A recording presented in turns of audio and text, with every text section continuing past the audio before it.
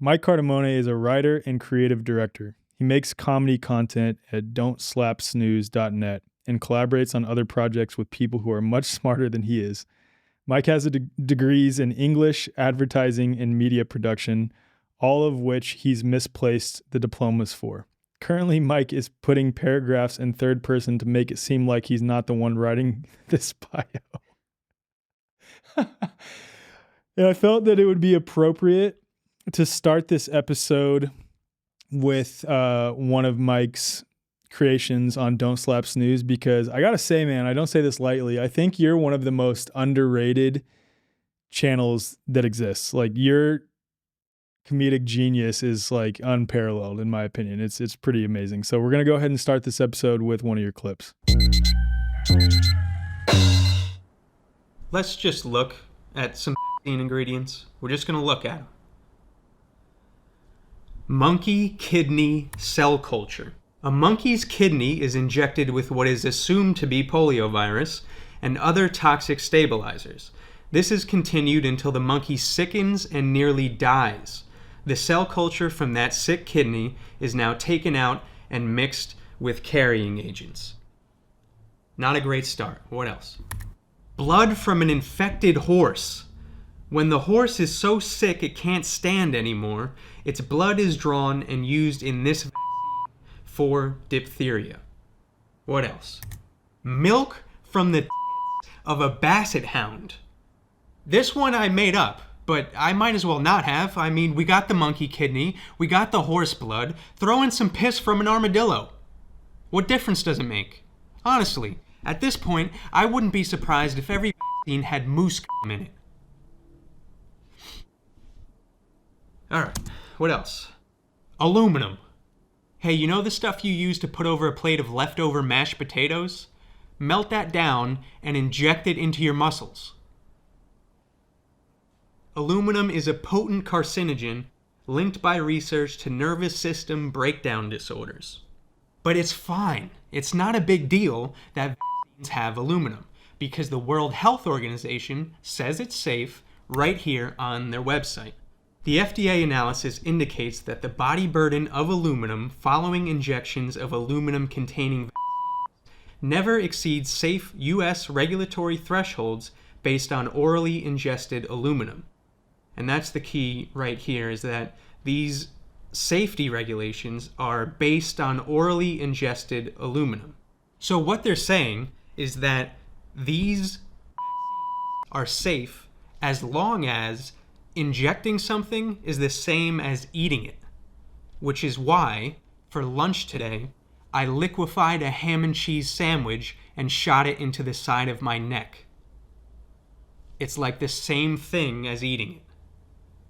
Obviously, this statement by the World Health Organization is incredibly disingenuous. A comparison between orally ingested levels and injected levels of aluminum is wholly inappropriate. They are not at all comparable. Dr. Blaylock explains the absorption level of ingested aluminum. Normally, absorption of aluminum from the gastrointestinal tract is rather low, and excretion from the body is rather rapid following absorption. The absorption of aluminum when injected intramuscularly is, however, entirely different. When aluminum is injected into muscle, your body absorbs 100%. The consequences of the total absorption of aluminum when injected are extremely significant, especially for the brain, as Dr. Blaylock has indicated. So when you eat aluminum, your body absorbs very little, about 0.1%, versus when you inject aluminum into your arms, legs, and ass cheeks, your body absorbs 100%. In addition, all vaccines contain some form of protein. The adverse effects of injected proteins are also explained by Herbert Shelton. Protein, as essential to life as it is a poison if introduced directly into the blood without first undergoing digestion. So again, when protein is eaten as food, it's broken down in the stomach. But when protein is in the blood, it putrefies, which means it actually rots in there, in the same way that meat goes rancid over time when not refrigerated. This produces toxic byproducts in the blood, most of which are carcinogenic. So if you want to put poisonous ingredients into your body, you're better off eating them. That's all I'm saying, is that it's a healthier alternative to start your day with a bowl of formaldehyde flakes.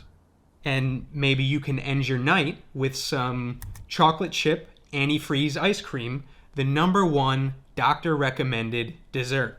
And that's the problem, really, is that are recommended by someone in a white coat.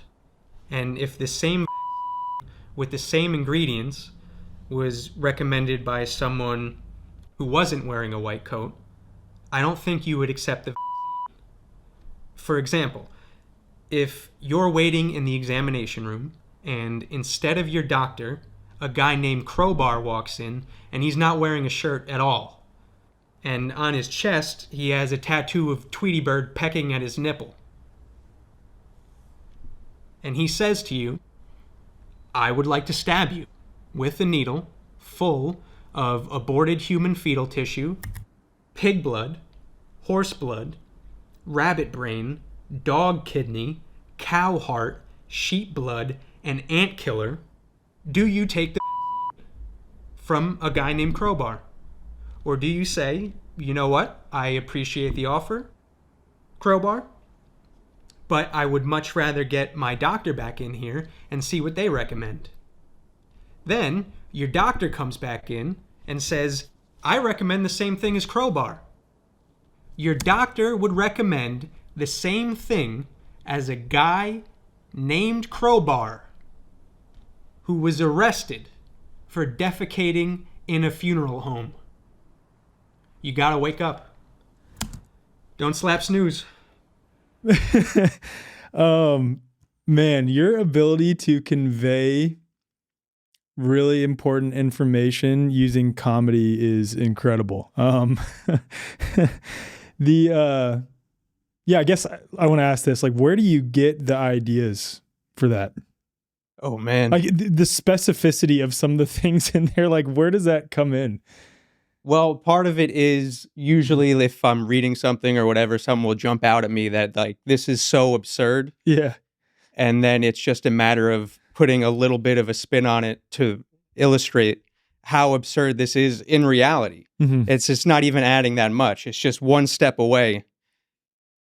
We're already here. This is already an absurd reality. These things are already in the shots, right? So it's not even like I'm making that much up. I just added a little more to it.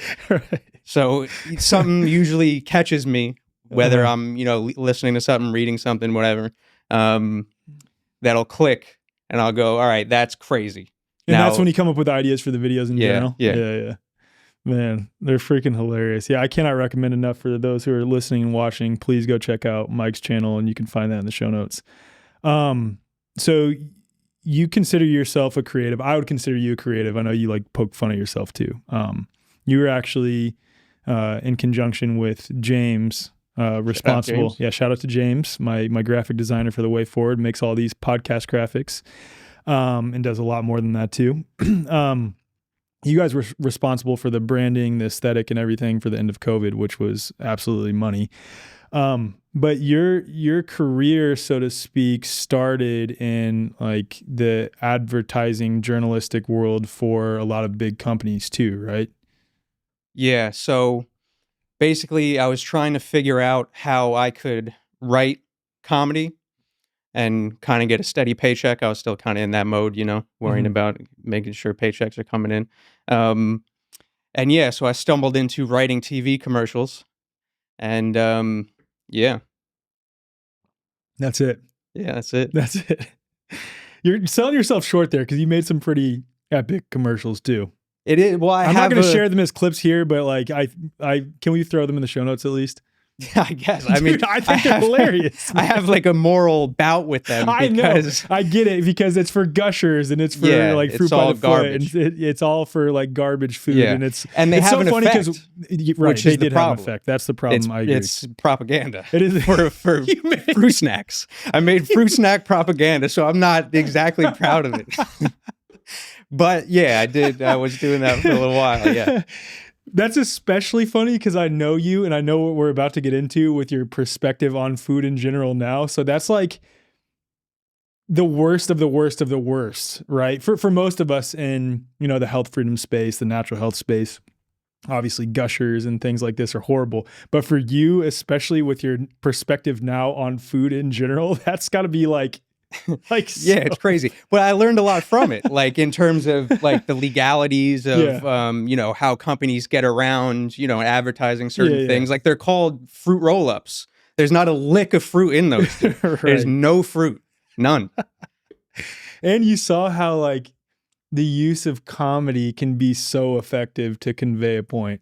Yeah, it's a way to kind of, for lack of a better word, kind of hijack and sneak information in. Because I think when people laugh, there's something so freeing about it where their defenses are down, all the things that are usually blocking, cognitive dissonance in terms of idea.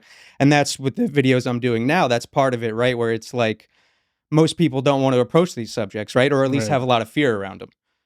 And so it's about transmuting that. It's about like fear of discussing them in general too, because how is this going to come across? And then you see a lot of people in this sort of health, freedom, truth space that sort of weaponize fear on the flip side and say like, look at all these bad ingredients that are in these things. And I don't resonate with that personally. It's more of like, okay, this whole paradigm itself is based in fear. And here's the things you agree to if you fall for that initial fear. For example, with the case of these injections, you're initially falling for the fear of boogeyman particles that are being passed from person to person, which itself is entirely unproven. So it's most important in my mind to attack the root, or if you're going to attack that paradigm, do it in a way that is helping to empower people, or use comedy like you do, which, dude, like...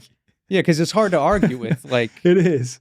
If that stuff's in there, and, you poke a little fun out of it, no pun intended, but then it's like, there's nothing to really... It is what it is. Right, exactly. Okay, so we're going to be discussing, I'd say, two primary things today. And one is Shivambu, urine therapy. And the other is going to be fasting in general, fasting and cleansing. Those are like the two general threads that I want to pull on. There's a lot of other things I could get into with you because I know you're a wealth of knowledge on a number of things and you've done deep dives on basically everything that I have too. So, I guess I'll start by sharing my experience, my initial experience of urine therapy, and then we'll just sort of pick up from there. I know I've mentioned it before on this podcast, just sharing my story briefly, but I'll do it again here. So I was introduced to the concept of urine therapy by a friend of mine named Rodney Lavoie Jr. And when he was sharing it with me and claiming to be almost like strictly adhering to it to where he really doesn't eat much food, I was like, there is no way. At this point in time, I had just started to hear about Bretharianism and things like this, and the idea that we might not need as much food, if any at all. And when he was sending me this stuff, and you look at Rodney, his physique, he's super, super shredded. His skin is like perfect. His teeth are perfectly white. He's claimed to have regrown some of his hair, and he was saying all this to me prior to meeting him in person. I was like, dude, there is no way in hell this is true. Then a couple months later, after an event that I held in Kansas City in 2021, he stayed with me for like a month. So I saw how he lived on a daily basis. And seeing how he lived, unless he was, sneaking food and like sneaking burgers and stuff behind the couch when I wasn't looking. I was with him basically every day, and I didn't see him drink one cup of water. He would eat a little bit, but he would always say, yeah, bro, I'll dabble with some drugs. And he would call food drugs. Yeah, and I know that's what you call it too. So we'll get to that in a little bit. Like I'll do some drugs with my friends sometimes, but you can't be doing drugs every day. That's a lot. Yeah, and that's exactly what he would say. So, and he would eat a little bit, but it was mostly water-dense fruits and then some fruit juices. But again, I didn't see him drink one cup of water, and he rarely ate. And there was days upon days where he didn't eat at all, and he was just drinking his own pee. And for someone who thinks that sounds, and I understand why, absolutely... Get over it, folks. That shit crazy. For real, get over it, folks. Yeah, get over yourself. It's crazy. But did you think it was crazy at first too? Yeah, of course. That's the thing where Yeah. people look at me crazy. It's like, I had to cross that bridge too. Yeah. It's like, I also thought it was insane. But, turns out it's a weird world out here. It is. It's a weird world out here. So I saw him every day, and he would wake up in the morning and he would take aged urine that he had been aging for 2 years in glass jugs sitting in the sun, charging the urine, as he would call it, spray it all over his body, which smelled horrible, by the way. And Rodney claims it doesn't smell bad. He puts essential oils in it. I'm telling you, it smells horrible. Yeah. I don't care what anyone says. But in his defense, the smell did wear off after some time, after it soaked into his skin. His skin was, like I said, crystal clear, soft like a baby. He looked super young. He was incredibly tan, no sunburns, lives in Florida, had regrown some of his hair. He doesn't use toothpaste. He just uses aged urine to brush his teeth, and his teeth are like crystal white. They look like veneers, and they're not. When we would work out, he would snort aged urine as his pre-workout and like get super amped up like he just did a line. And dude, practically. Yeah. And then he would crush in the gym. Like I'm saying crush, like to where we would do planks for like 5 minutes, dude. And he was totally fine. And I'm like, a 5-minute plank is a long plank, dude. And I'm like, they're struggling super bad after about 3 minutes, and he's totally fine. So that was my introduction to it. And that went on for 30 days, and I got to witness it every single day. And then there was another moment, maybe I'll share it later on, where he looped for a while and was like this is his words, high on his own supply. And not high to where he's like loopy and can't interact with people, but pretty joyful. And it almost like seemed like he was on a microdose of psychedelics a little bit or something like that. And then I had my own experience where I unintentionally, sort of out of just wanting to get a lot of work done this one day before I was leaving for an event, decided that I was going to loop as well. And which again, for those who are listening, watching, that means you drink, pee, and don't really consume much else. It's sort of like fasting with pee or cleansing with pee. And I got high on my own supply as well, but I wasn't expecting it to come, and it was associated with some detox reactions as well. Oh, and it freaked me out, and I was in the middle of a podcast, and I was like getting super socially anxious because I didn't know what was going on. So as this dude's asking me questions, I literally just reach around to the back of my computer and turn it off and sprint upstairs, go to my wife, and I say, am I okay? Am I like, do I look pale or anything? She's like, no, you're fine. What's going on? I'm like, I don't know. Maybe it's the EMFs in this house. At the time, we were living in a house with a ton of non-native EMFs. And she was like, well, are you drinking your pee more than usual today? And I'm like, yeah, I was. And I haven't eaten. Yeah, great guess. And so I call Rodney and I'm like, hey man, can this like elicit a detox response, and can it make me feel high? And he's like, bro, what did I tell you? Like, I'm always high. I'm high on my own supply. And I was like, oh, okay, cool. So went back and finished the podcast. Anyway, okay. With all that being said, enough of me rambling. Can you describe what urine therapy is and how you came across it? Oh man, that's a big question, dog. That's a big question. Well, I guess the most important thing that people need to wrap their heads around is that it's not a waste product, right? And we've been taught it was a waste product. But that's just not true. It's a blood product. So it's 95% water. Mm-hmm. And then the main component after water is urea, which is where the term urine comes from. It's about 3%. And then the rest is vitamins, minerals, stem cells, all kinds of stuff. Yep. So yeah, it's not a waste product at all, and it's got a lot of benefits. What about the people that claim to be able to find waste in urine, or like urine tests that claim to be able to find components or evidence of certain products, even sometimes toxins, though? Yeah, so I know that happens sometimes with medications in particular. I don't know exactly, but my hunch is that the body wouldn't choose ultimately urine as a waste outlet unless it had to, or if it knows it has potential to use it homeopathically.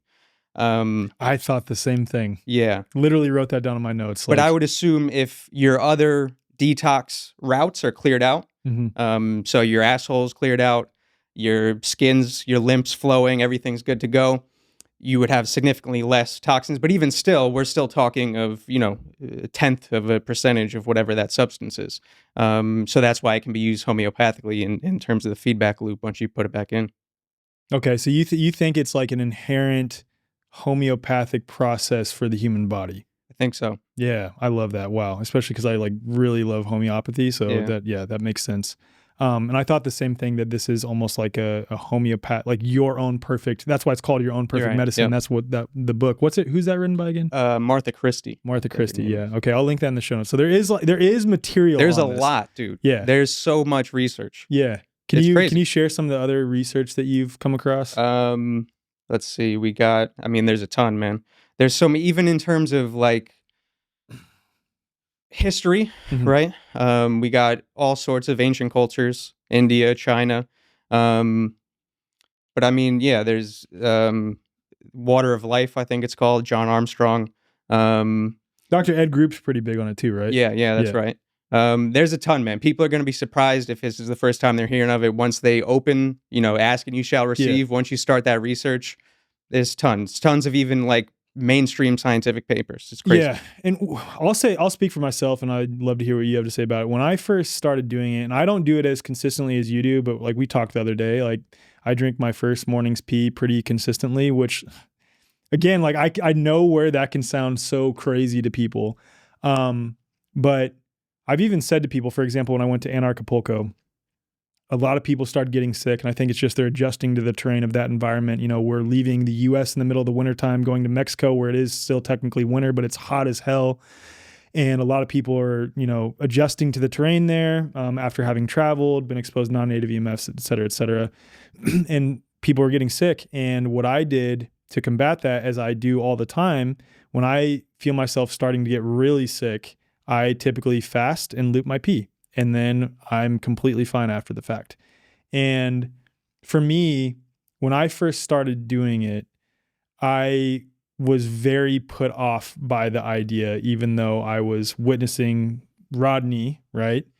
Well, we have that association. That's what I'm saying. And I also forget that most people walking around, like the average American, I mean, it smells like a urinal puck. They got stinky brown piss. Like, it's disgusting. True. And I forget that it's not how it is. Right. Once you start engaging with your health like that. Totally. Yeah. Well, and I have noticed if I eat too much meat, then my pee is very bitter. Yeah. But if I eat a lot of fruits, it honestly tastes like a warm, this just, it's still so hard for me to talk about this.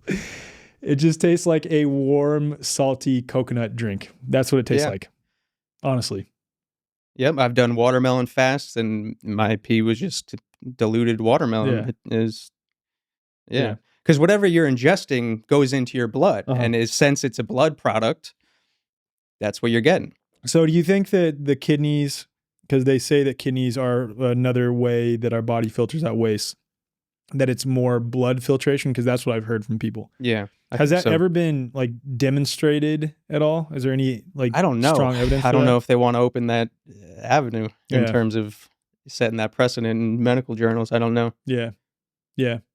So what is your practice with urine therapy? Are you following like a specific protocol that you've developed yourself, or what, like an amalgamation of what other people have said? Or are you just kind of like feeling into it intuitively? No rules. And that's an important word that you just brought up, intuitively, because people immediately want to ask how to do this, use it this way. Because it's you communicating with yourself, and we can get into, because it's structured water by your body. So it's the information you're taking in with that water is yourself, and in my opinion, God. But it's going to teach you how to use it, is the point I'm getting at in terms of the intuition. It's the only medicine that has information programmed into it that's useful for you. And because when you start to talk to people who have their own kind of like, they just find their own ways with it. Yeah. Everyone kind of has their own piss style in a weird way. I just thought about too, especially with respect to like homeopathy and Veda Austin's work with water. If we have, I'm sure you've thought about this a lot, if we're thinking consistent, strong thoughts associated with a feeling, which I like to call thought energy, if we're giving thought energy towards a specific thing that we want to achieve, whether it's a health-related thing or bringing about something in reality, like Veda has shared that she has had several people who, for example, want to bring about more abundance in their life. So they'll intend with the water in the petri dish to like put the energy of abundance into it, follow Veda's specific freezing method, and then eat the ice chips, and then they come into more abundance. Or her partner Ryan, he did the same thing with putting the thought energy of ayahuasca into the ice chips. And after consuming the ice chips, he was like, whoa, I got to take this more seriously. So I wonder if the same could be said, given that, like, I think of our thought energy emanating outward through our biofield. Mm-hmm. And if our bodies are quite obviously contained within our biofield, then our thought energy has a much stronger impact on our own bodies. So in that case, we're then impressing our urine with the thought energy of this thing and then consuming that. Have you thought about that before? Yeah. So I've been deep in urine fasts where I'm not inputting anything externally, but I'll notice my urine tastes different based on negative thinking, for example, will make it more bitter. Wow. And there's no other explanation other because I'm not eating at all. Like a pretty distinct difference. Yeah, and very noticeable. Wow. Versus I'm feeling joyful and it has a much lighter flavor to it. Wow. So yeah, definitely changes like that. And I just saw Veda recently mention something that I found really interesting was that she doesn't normally use distilled water when she's doing those experiments because she thinks that the minerals, for example, in the spring water or something, are the thing that's storing the information for longer periods of time. Wow. So, for example, when we're probably going to get into detoxing heavy and stuff, like I'll use distilled water to detox because that distilled water, for anyone who doesn't know, is water that's been vaporized and then all the toxins and the minerals get separated and then you're left with pure water. Mm-hmm. So I've seen in literature it's sometimes called empty water because it has no minerals in it, or hungry water. And so so for detoxing, it has a lot of benefits because... Can't that also be somewhat negative though too? Because I go back and forth on this. I'd like to hear your perspective because some people will say that because it's also taking away, leaching away some of the minerals that your body needs. So I think it's stripping away the inorganic minerals that our body cannot assimilate. Okay. And they've compiled, right? Got it. We're talking about in joints and digestive tracts. I mean, we're full of junk. Like, it's crazy. So I think it's going to pull all of that. But anyway, to circle it back, the minerals in the urine are storing information that's explicitly pertinent to you. So, for example, if you're taking in spring water, whatever that information is being held from wherever the spring came from, all of the information externally, you're taking in external information. Mm-hmm. But with the urine, it's all information that's been programmed specifically for you through those minerals, according to Veda, which makes sense to me. Yeah, makes sense to me too. The thing that I want to share with respect to the mineral profile of urine, this is just with a quick cursory search. Like, this is really easy to find, actually. So urine contains a diverse range of minerals, including sodium, potassium, calcium, magnesium, phosphorus, sulfur, chloride, zinc, copper, iron. Urine also contains smaller amounts of other minerals such as manganese, cobalt, nickel, chromium, molybdenum. I don't know how to say that one. But the point is that urine does contain, and this is like well established, a pretty high mineral profile. So are you of the thought that, because I've heard this before from people who practice urine therapy, of which, by the way, I want to share this. I'm not going to name names, but I want to share because people are probably going to give me shit for this episode, which I think is hilarious. Give me piss for this episode. That's actually a phrase that they use in Australia and the UK. They say, like, take the piss out of someone. That means that you're messing with them. But a lot of people that I've featured on this podcast, like quite a bit of them, and a lot of people that people out there probably listen to and watch also practice this. They just don't talk about it.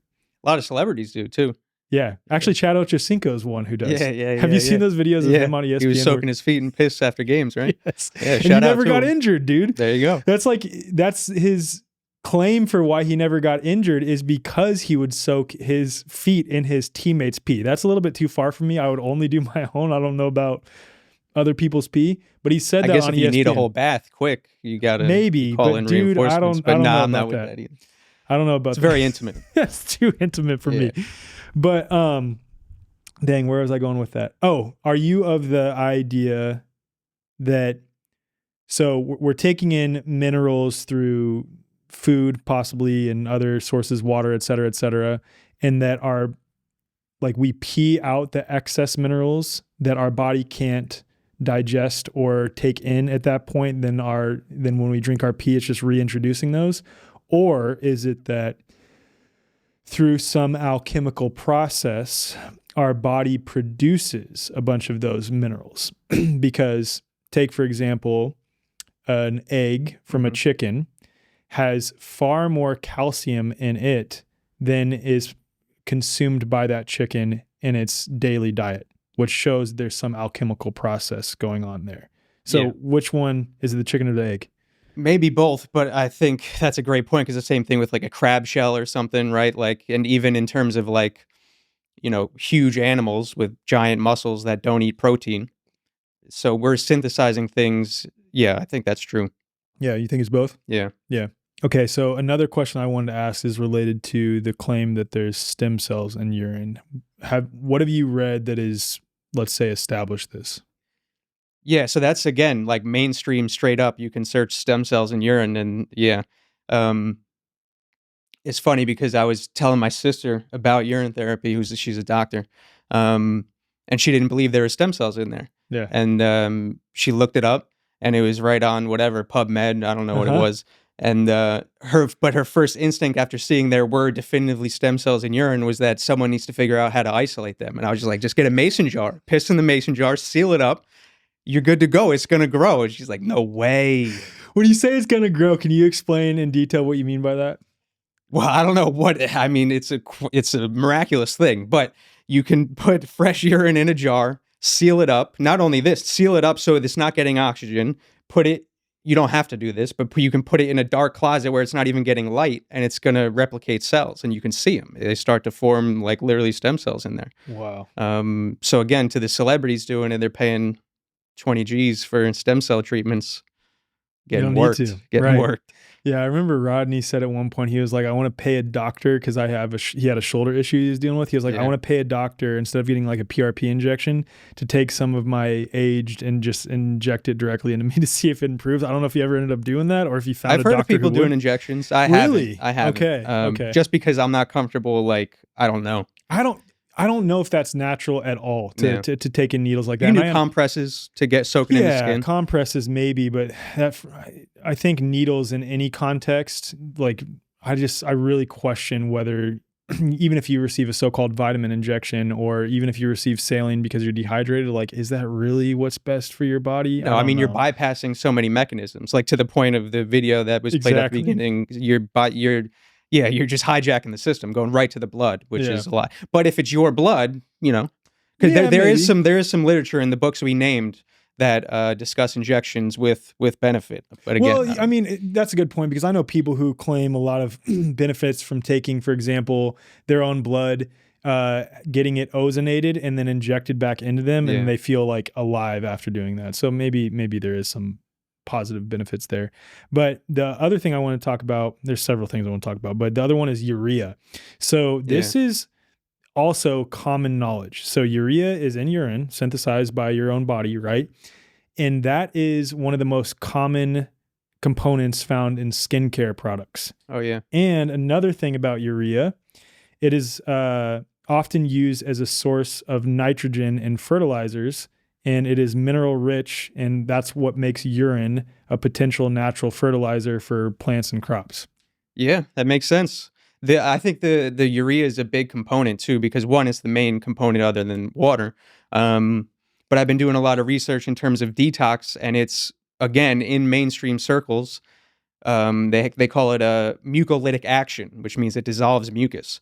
So again, there's a lot of skincare products, but there's a lot of eye drops, ear drops that use urea-based solutions. Nowadays, they're synthesizing it artificially. I think they used to just get it from horses, which is crazy. I've heard that a lot of I don't know if this is true. I've never looked into this, that a lot of skincare companies actually have contracts with Porta-John. That's true? With porta potty companies. Yeah, Porta-John. Yeah, they're That's looking true. for, specifically, I think urokinase, which is an enzyme Yeah. that dissolves blood clots. Yeah. Yeah, they got a huge contract for that. I forget what the number is, but it's wild. How come you haven't made a video on that yet? I don't know. Maybe the jokes will come. Dude, like one related to porta potties, and I don't know. Feel like there's something there. The other thing with respect to urine therapy, that this is what really helped me sort of come on board with it. And then after we talk about this, I want to talk about like the positive effects you've noticed in doing some of the like extended urine fasts.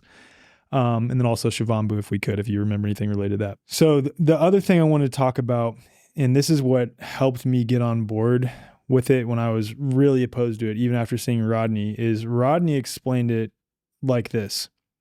When we're in our mother's womb, we're peeing. Like we know that. We know that babies pee inside our mother's womb, right? And when we pee, that goes and mixes with the amniotic fluid. And then what do you see babies do, especially as they get older and their digestion develops? They're consuming that. So they're doing the exact same process, like looping their own urine mixed with some other things. But so for all of you out there who are opposed to this and think this is disgusting, you've already done it. Drinking piss, dog. You've been drinking You piss. dirty motherfuckers. Nah, just kidding.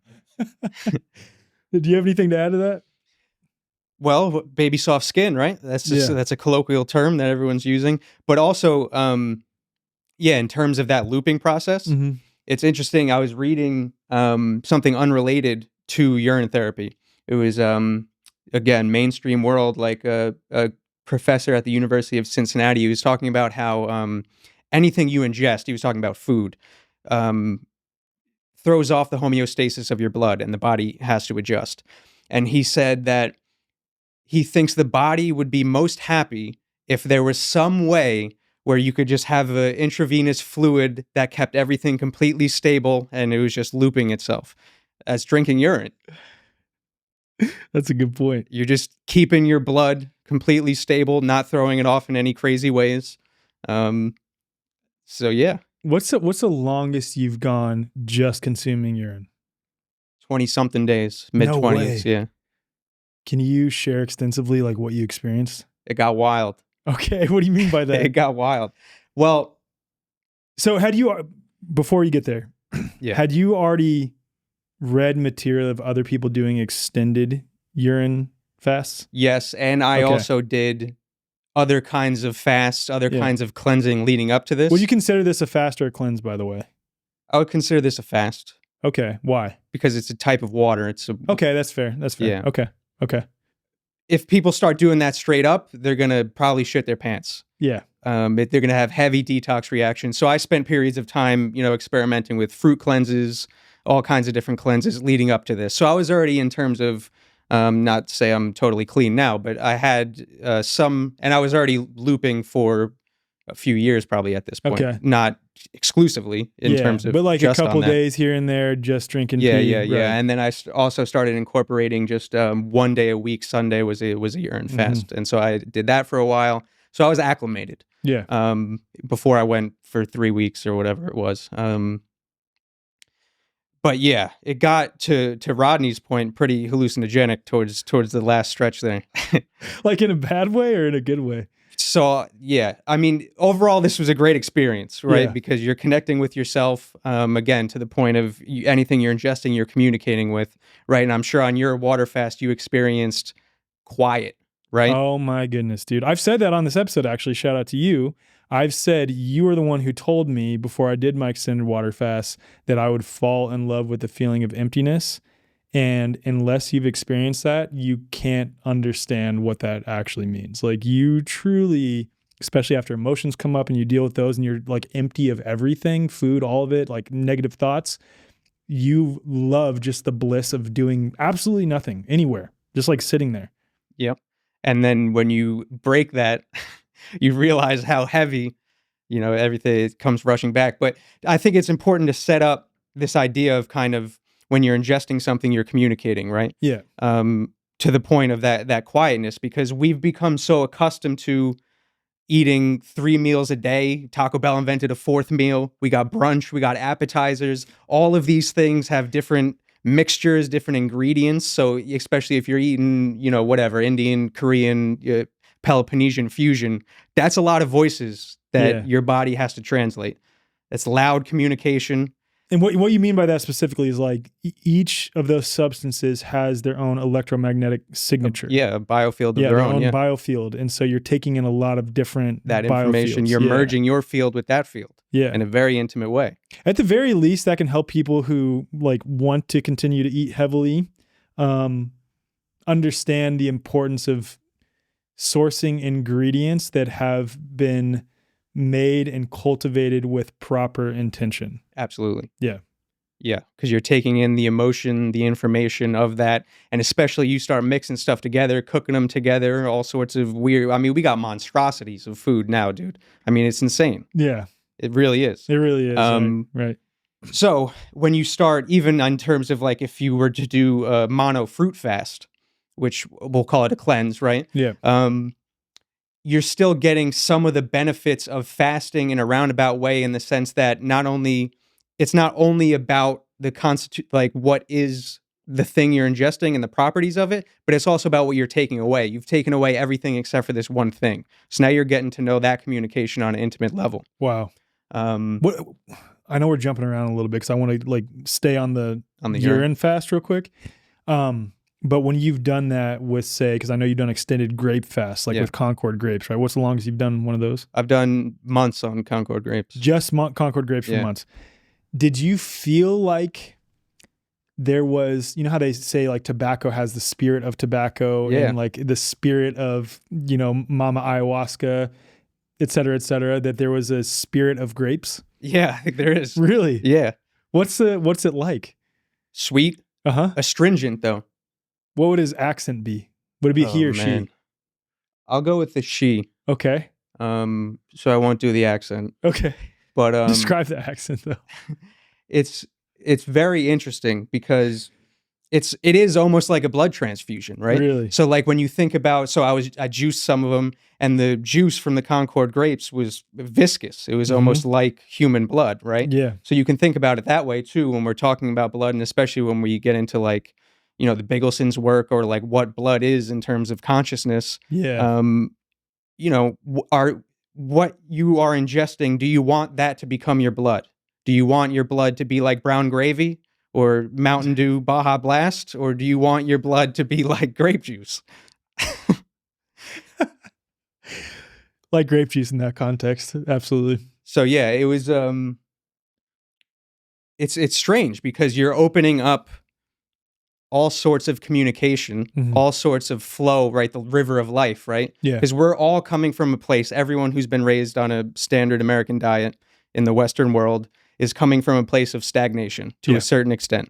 And that's leading to pretty much all disease in some kind of way in terms of the stagnation of the biofield. And when you start compacting things, everything goes to shit, right? Yeah, we'll get into the sack of tubes stuff. Yeah. Later, but all right. So to get back to the urine one, you're just communicating with yourself, potentially your higher self, if you want to call it that, with God, in my opinion. And so the communication is dialed in, dude. Dialed in. Did a lot of your, I know you'd done several cleanses and fasts before this, but did a lot of your negative thoughts resurface during this? Yes, because I also think you're washing out emotions that you've had stored. And so those got to come out. And you're also kind of managing the matrix, for lack of a better word. I think, especially deep in that fast for me, it got really difficult in terms of just being a man. My wavelength was not even close to the world around me. Is this when you went to a wedding? Yeah. So this is what I broke. I had to break the fast. I had to break the fast. Because I remember when you described that to me, dude. I was crying laughing. Yeah. So this was like early 20s, maybe we'll call it. I don't take great notes in retrospect. I wish I did, but I had no idea what I was just messing around at the time. Yeah. So this is like day 21, 22. I have to go to a wedding. And so I go to the wedding. We're going on 3 weeks fasted on urine, dog. So I'm smelling like a hound. I can hear sonically. When you say smelling like a hound, like your sense of smell, that's what you mean. My senses You are don't way smell up. like a hound. You No, probably no, smell no. I smell incredible, probably actually. good. Yeah. Like probably no body odor, like no need for deodorant. That's another any of that thing. stuff. Yeah, right. you lose your body odor. Yeah, that's what was crazy. Like again, when Rodney would spray himself with aged, it was horrible. But then like the rest of the time, he didn't smell bad at all, and he never used deodorant, any of that stuff. He didn't use shampoo, didn't use soap, didn't use anything. Yeah, that's to the point of how clogged up people are. Yeah, that they're so gunked up that it's literally coming out of their armpits. Like it's, and then they cover it up with deodorant. I know. Dude, I noticed that with we're jumping around so much. It's just gonna happen. It's okay. I noticed that when I did my water fast. I think I told you that the other day. So in this arm, this left arm, I have tattoo half sleeve. I have 2 screws in my left shoulder, and then I had 10 shots in one sitting in 2017 when I was in the Army. And that was when I had already known, or had come to know that vaccines were bad, but I didn't know what to do about having to get them in the Army at the time. So there's a lot of fear surrounding it too. So just a lot of stuff going on with this left arm, which was on my water fast around day 4 or 5, 3, 4 or 5, my armpits broke out in rashes from like my mid bicep all the way down to my obliques, much worse on my left side, but also on my right side, just showing how much toxicity had been stored up in my body that was trying to push out, that I would just keep feeding junk. Even if I was natural health leaning and consistently eating, quote, better food, I was still harboring so much junk inside my body. We got a lot to undo. A lot to undo. A lot to undo there. And we'll get to it later. That's to the point of, stuff starting to come out your skin. Plan accordingly to direct the toxins out of your ass as best as possible. That's the best case scenario, because otherwise it's going to find all sorts of ways to come out, and then you're in a situation Is that like why you introduce so many enemas when you fast? Enemas, and the fruit will help start loosening stuff up. So yeah. Okay, we'll get back to that. I want to touch on enemas too. So I'm at this wedding, smelling like a hound, and dude, I mean, this is it changed the way I think about people and I'm attracted to people, because I could smell that everyone is just rotting. Yeah. That they have stuff inside of them that's just rotting, and they're covered up with perfume, especially at a wedding. Every woman there was just doused in perfume. So I was like, it was insane, dude. It was like, I was like literally having visions of people like being zombies and just walking around like half dead, rotting, stinking. And it was like, when someone takes a shit and then they try to spray Febreze or something, and then it just becomes like a concoction. That's what they were, just walking around. Yeah, yeah. And it made it even worse, I bet, because you're at a wedding where everything is super superficial. Like everyone's dressed up. I gotta be social. People are slurring words in my face. They stink like alcohol. They're eating a ton. It's just the word. It's not an ideal scenario for a fast. I don't recommend it. But yeah, so yeah, I had to keep taking, like, every 20 minutes I would just go sit outside and I would just be like,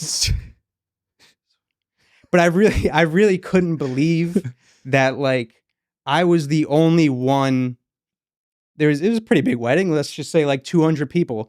And I'm the only one on this frequency experiencing this, and everyone else is just indulging. And I get it. They're having a good time. It's a wedding, but it was just so, I was just so on the other side. When you're at that level, it's different. I totally It was crazy. Like, I couldn't imagine on my water fast going to a wedding or something like that, dude. It was brutal. Like, I did my water fast in Colorado, in the mountains, basically away from everyone for most of the time. Like, there's a couple times I went into stores to get some Mountain Valley water when I needed to, because I had to spend some time in Boulder, Colorado. But for the most part, I didn't see anyone except for my dad, my friend Nathaniel, and his partner Jess. Like, that's all I saw the whole time. Yeah, that's a good way. Yeah, and I was trying to, make small talk with strangers, and like, dude, I remember, like, every time I would try, I would say something wild, and they'd be like, what? Like, there's some dude, they're like, we were just making small talk, and he was like, yeah, I work at like Disneyland or something. I was like, yeah, they got like underground tunnels down there, right? And he was like, what? I was like, nah, forget it. Let's just go. Like I would say something wild, like on accident, and be like, ah. But that's where your mind was at. Like no superficiality. Like you were fully you because you weren't being covered up with any extra energies, No, right? I was raw dogging the Matrix. I was raw dogging it.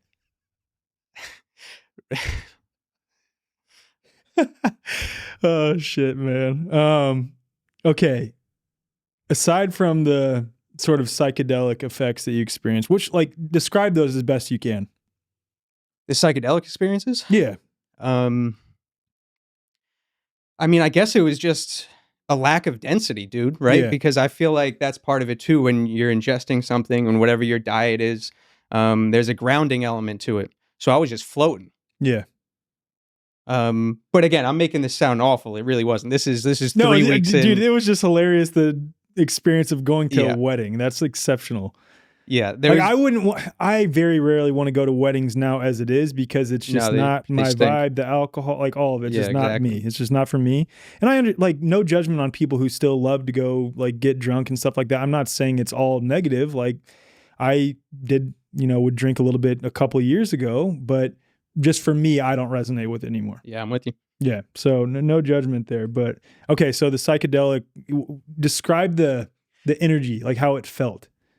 Well, I guess it's also maybe how reality is supposed to be, right? Because you hear people talk about if they do a huge dose of actual psychedelics, like plant medicine, that might be, or I feel like almost when you're that deep into a fast, you're closer to what the reality actually is. I could so totally maybe the reality is more psychedelic, so to speak. I don't even know if that's the right word, really. Yeah. I mean, I had that exact same experience when I was on my water fast. Like when I had that feeling of emptiness that I was fully in love with, I had this instant knowing everyone can experience this exact same state, and this might be the baseline of reality. Yeah, and then we're talking about uncovering, other abilities, right? And so then I think that's what starts happening, right? Because that's kind of, I've had experiences, which I don't do heavy mushrooms anymore, but experiences that, really blew the veil off and had, quote unquote telepathy and that kind of thing. And I think that's available for us by cleansing your temple. Yeah.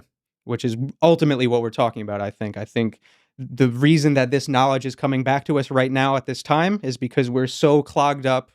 We're, the veil has been so thick over our eyes that we were given our own perfect medicine for this time to cleanse the temple and experience what we're supposed to be experiencing here in this realm. I think ultimately that's what we're getting at in terms of going deep on the cleansing. Mm-hmm. And the urine is the best route, the ultimate, in my opinion. And that's, I know John Armstrong in his book says, he put tons of patients through looping and all kinds of different stuff, and says that you can accomplish in terms of cleansing, urine can accomplish much more than water or fruit juice or anything can. It's almost that's why I call it a fast, is because I almost think of it as water and then urine's even more pure, so to speak. Yeah, for lack of a better word. It's probably a better source of water than most waters that are available. Because again, definitely tap water and shit like that, right? Sure. But again, even in terms of a natural spring water, you're still putting external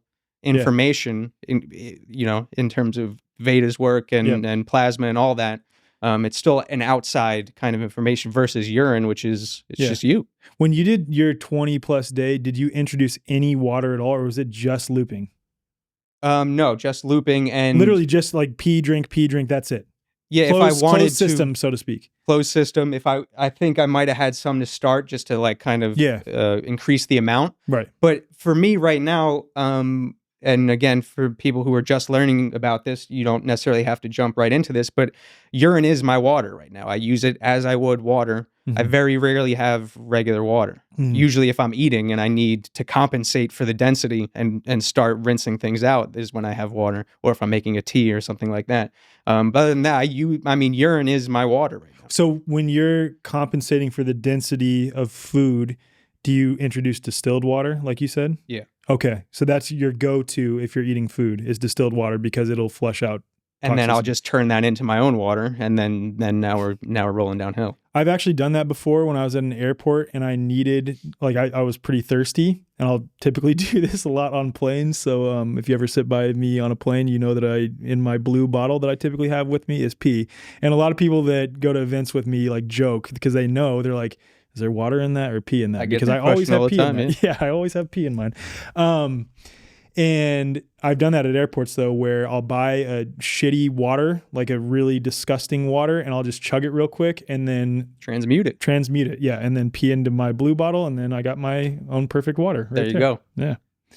The effects that you felt, let's talk about before your extended urine fast and afterwards. What were some of the positive effects aside from like the psychedelic and the being so clear in reality? Let's say, I guess, some of the more body-based physical effects that you experienced.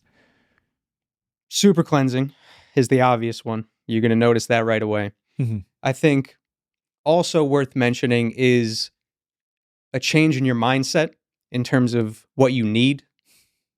That's huge. If you can produce your own water, and then once you start doing it, you realize you need much less input. You know, we're going down that food journey of, you mentioned earlier, like not needing, if any, not to ruffle any feathers.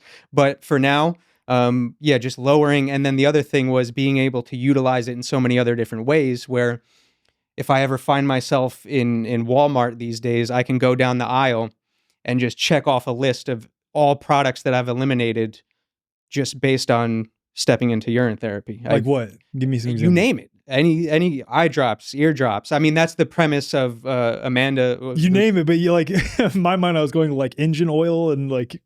We could. I mean, we need some help. People could do that though. I mean, there's a lot of energy in the urine. I feel like that's possible. Talking about, like cosmetics, cars that run on water, like maybe some cars that run on pee. We definitely could do that. There's actually a funny reel that someone made in a joking way. I got to send that to you. I think I've seen. I think Otto sent it to me. That's hilarious. It's by PD USA. I'll send it to you. I think I know what you're talking about. Okay, yeah. But so you're talking about like all skincare products, everything. Soap, deodorant, shampoo, eye drops, ear drops. Is that your go-to? Is just urine for all of that stuff now? And you've improved your eyesight too. You shared that. Oh yeah. So this is another disclaimer, is that I go way too hard. Well, not too hard, but I go hard at things. And so I did for like maybe 5 days. I wear contacts. And so I stopped wearing them.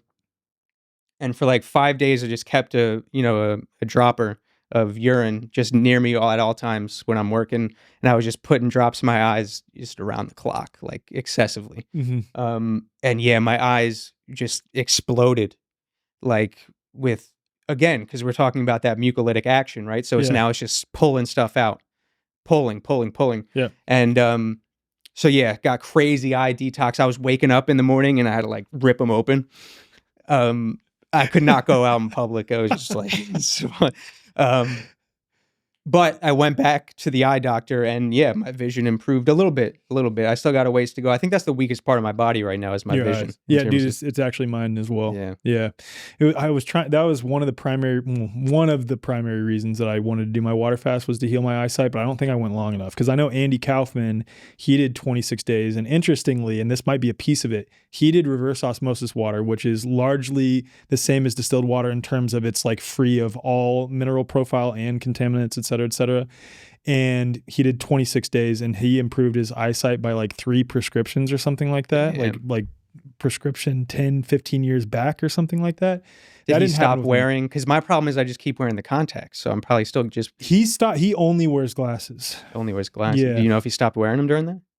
He's wearing 3 prescriptions back. Last I talked to him. Like, meaning that his eyesight improved by 3 prescriptions. But while he was fasting, I mean, was he wearing glasses? I don't know. That's a good question. I don't know. Because there's that story of Sebi, too, that all the mucus came out of his eyes. Yeah, he like went blind for a little bit, right? He went blind for like 5 days or something crazy. That's crazy. And then just mucus flushed out, and then his eyes were perfect afterwards, right? And he was doing urine therapy. Yeah, I believe he was on urine at that time, yeah. In nearly all cases with modern health systems, you're waiting months for appointments only to spend a mere 10 minutes with a doctor who quickly hands out a generic diagnosis that is likely rooted in a total misunderstanding of health and causes, and then you're offered a one-size-fits-all medication or invasive treatments with unpleasant side effects. If this sounds all too familiar, consider a different approach with the New Biology Clinic, founded by Dr. Tom Cowan, a respected natural health doctor, author, and speaker. Dr. Callan's holistic perspective on health and wellness and a deep understanding of the true nature of health and disease sets this clinic apart. With the New Biology Clinic, it's not about quick fixes and suppressing symptoms. The practitioners take time to understand your unique story, recognizing that health is unique to the individual and that illnesses have a variety of causes, physically and metaphysically. Members of the New Biology Clinic enjoy a flat monthly fee that includes a range of valuable services like health consults as needed, practitioner-led live streams on diverse health topics, access to a members-only resource library, and multiple live group sessions every month. These sessions cover fitness, breathing integration, biofield tuning, guided meditation, EFT tapping, and much more. Unlike traditional healthcare systems that thrive on frequent visits, prescriptions, treatments, and suppressing symptoms, the New Biology Clinic's motivation is to make you healthy and keep you that way. Visit newbiologyclinic.com to learn more and use code THEWAYFORWARD for $50 off your account activation. If you're a member of The Way Forward, email hello@thewayforward.com to receive $150 off your account activation. Your journey to genuine healing begins here. All right, let's keep going on the physical effects that you experience. What else? What else we got? I mean, I think my skin improved. Mm-hmm. I mean, overall improvement. Just every. You're already pretty healthy before that, though. I was already pretty healthy according to most standards. I was already doing fasts of different kinds and that kind of stuff. So that definitely gave me a leg up. But I think really like what's jumping to my mind that I want to keep talking about is just the change of the mindset and the spiritual enhancements of it. Like it's just so different in terms of other types of cleanses and fasts and anything else. I think because of the information that's being shared and the communication that you're opening up, that everything in your life improves in terms of your cognitive abilities, your intuition. That was big for me. I think that's a good thing to point on. Once the gut starts getting cleared out, that sense, that intuition and that spirit of discernment becomes so much sharper. So it's just a kind of in a true sense of the word, a complete holistic upgrade. And it was an Eastern spiritual practice too. Yeah. I don't know too much about the history of that, but yeah, there's Shivambu. Yeah, Shivambu. The Indian text talks a lot about all sorts of uses for it, but yeah, it was a cure-all for everything. I mean, dude, even like in terms of not so ancient, like 1900s England, there's a huge book about it. There's so much. I mean, it's been used all over the world for all times. In terms of the research that you've done, what are some of the claimed health transformations that you came across? I know there's clinics in Mexico, for example, that have to operate in Mexico because if they were operating in the US, they'd be shut down immediately, probably approached with lawsuits, et cetera, that are treating people for stage 2, stage 3, stage 4 cancer and some severe autoimmune or chronic illnesses using urine therapy. But just, briefly, if you could, any health benefits or health stories you've come across from people who have practiced this. There's a ton of testimonies in that John Armstrong book, and he talks about cancer specifically in there. But there's a ton of testimonies of all kinds of illnesses. Like literally, you name it, skin conditions, bowel conditions, cancers, anything. Anything. You can, if you search a keyword in Google, if you put the quotations around it and get it dialed in, you're going to find someone cured on Google. Well, that's why you do the little tricks, about the quotation marks. Yeah. If you specific things. Yeah. You kind of cheat the system. Yeah. Yeah.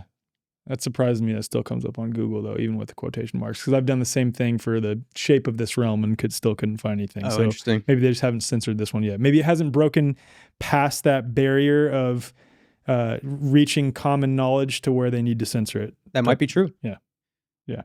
We'll get Chad Ochocinco on here. Dude, I think I want to put that clip in the show notes specifically of Chad Ochocinco because he is one of the best wide receivers of all time. And he says repeatedly on interviews that the reason he never got injured, like I said earlier, is because he would soak his feet in his teammates' urine. If he sprained his ankle, that's the first thing that he would do is just soak his feet in pee, and then he'd be good to go. Yeah, I mean, it's not that far removed from the consciousness in terms of if you start maybe asking your grandparents or something like that, especially if you're not American. In the States, it's less common, but I think other cultures for sure. You start asking your grandparents. There was that clip on Nathan For You. You ever see Nathan For You? I love Nathan For You. Of course you love Nathan For You. There's that clip of the dude at the gas station who started talking about how he drinks his grandson's urine, and Nathan gets real thrown off by it. Like he breaks character. Yeah, a little bit. I don't remember this one. Which episode was that one? It was with the gas station, so they had to get a rebate. Yeah, but they had to like climb a mountain to get the rebate. I fucking love that show, man. Yeah, it is really good. That show is so funny. Point being, that was like an older dude who it's still in his, kind of family lineage of healing that way. One of my friends said when he was sick, I mean, his parents were pretty holistically leaning. When he was sick and had to go to school when he was younger and he grew up in New York, his dad would take a syringe and literally inject his ass with some of his own pee. Damn. His son's pee, not his pee. But like inject his butt cheek with pee and be like, you'll be fine in a couple of days. And then he would be. There you go. There you go. Yeah. It's so hard. Even me who practice it, like it's so hard for me to wrap my mind around it still at the same time. I don't know why. Well, to me, it's almost like, I don't know. And it's like, I think God has the best sense of humor, right? Yeah. And I feel like it's hilarious that we're at a time where everyone's diseased and we've been taught that, we pee this waste out, and it's just a kind of like beautiful cosmic joke that we have this panacea of health from our bodies this whole time. It's just, it makes sense in a weird way. Without any external input, literally just yourself. Right. And I think I might have mentioned this to you, like it also just makes sense to me logically, like if we are, which I think we are, designed by a creator with the utmost of intelligence, a perfect design, why would we have waste come out of the same channel that we produce seed from? Why would we cross those paths in a perfect design? That's a really good point. Yeah. And the same can go for women who receive seed. It's coming out of not the exact same channel, but the same area. Why would waste come out of that? That's a really good point. I've never thought of it like that. And again, they use it in mainstream medicine for rinsing out. Like, for example, for surgeries for urinary tract infections, they use urea to rinse out the mucus for the surgery. And the same when they're doing certain cranial surgeries, they'll use urea to rinse out all the pressure in the skull. No way. So it's like a known cleanser. It's like all of this. It's like barely hidden, dude. It's like just connecting different dots. And after I did my urine looping experience that I shared it with one of my friends. Again, I'm not going to name him because he may not want people to know. Come out of the closet, all you piss drinkers out there. Power in numbers. I'm going to send this to him. He said when he was doing it, he was looping for a little bit, that it felt like a wash, like a hard wash for his pineal gland. Yes. And I've snorted and done, you can really feel it. And I also do this thing where I'll take aged in a dropper and I'll put my head like upside down and drop it up there and then push my neck back. And dude, it goes like, you can like feel it go like all the way up into your brain, and it just like melts stuff off of there. That's what Dr. Sebi experienced with his like eye cleansing. My friend Rodney that I brought up a number of times, he also claims to have helped this older lady who was having severe eye issues. I don't remember exactly what she had, but she was basically like blind. He had her take his aged pee and wear pee goggles like multiple times a day for hours, like laying down or maybe even walking around. I don't really know, but like goggles, like swimming goggles filled with his aged pee, just walking around. That's wild, dude. Piss goggles. That's wild. She wore them all day? I don't know, but then her eyesight got better afterwards. That's crazy. Again, this is what Rodney claims. And like, I would have thought, again, that all that is nonsense had I not seen what I saw with Rodney, and then also having my own experiences too. Again, like whenever I travel, I've traveled a lot at certain points in time for events. If I start feeling a little bit weird or bad, that's my first thing that I do is just loop my pee and stop eating. Well, also what just came to mind too, in terms of healing the eyesight like that, it's also compared to, let's say, distilled water, which is a pure solvent and a great solvent.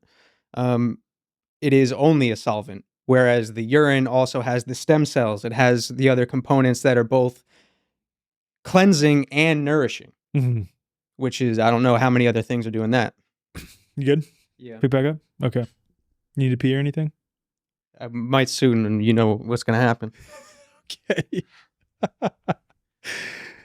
Yeah, my studio manager, Reese, shout out to Reese, just asked off camera, when you're looping, how much do you pee in a day? Well, you can kind of learn how to like take your foot on and off the gas. So like the more you do it, obviously, the more it's gonna come. And it does get excessive. Like if I'm really doing it, I can fill this up twice, which is like, to put that much down at once is like, it's a lot. So you can learn to save some, you know, and then save it for whatever you use it topically and all that kind of stuff. So generally speaking, you ramp up quick. And then, you kind of learn to take your foot on and off the gas. And obviously, like, whatever, you adjust for your life, right? If you're going to be in the car for a long time, you might not want to do it. So I was actually doing it when I first started, and I was like still really cleansing out. I went on a long road trip and I was looping, and I shit my pants in the car, which was tough. Because then you got to worry about like you're getting shit on the seats, and like it was a whole thing. So yeah, you got to watch out for that. Okay. I'd be really interested to see, since they've already verified the mineral profile generally of urine, and this goes back to whether we're just cycling through some of the minerals that our body wasn't able to take in with recent food that we've had, or if our bodies are actually producing it.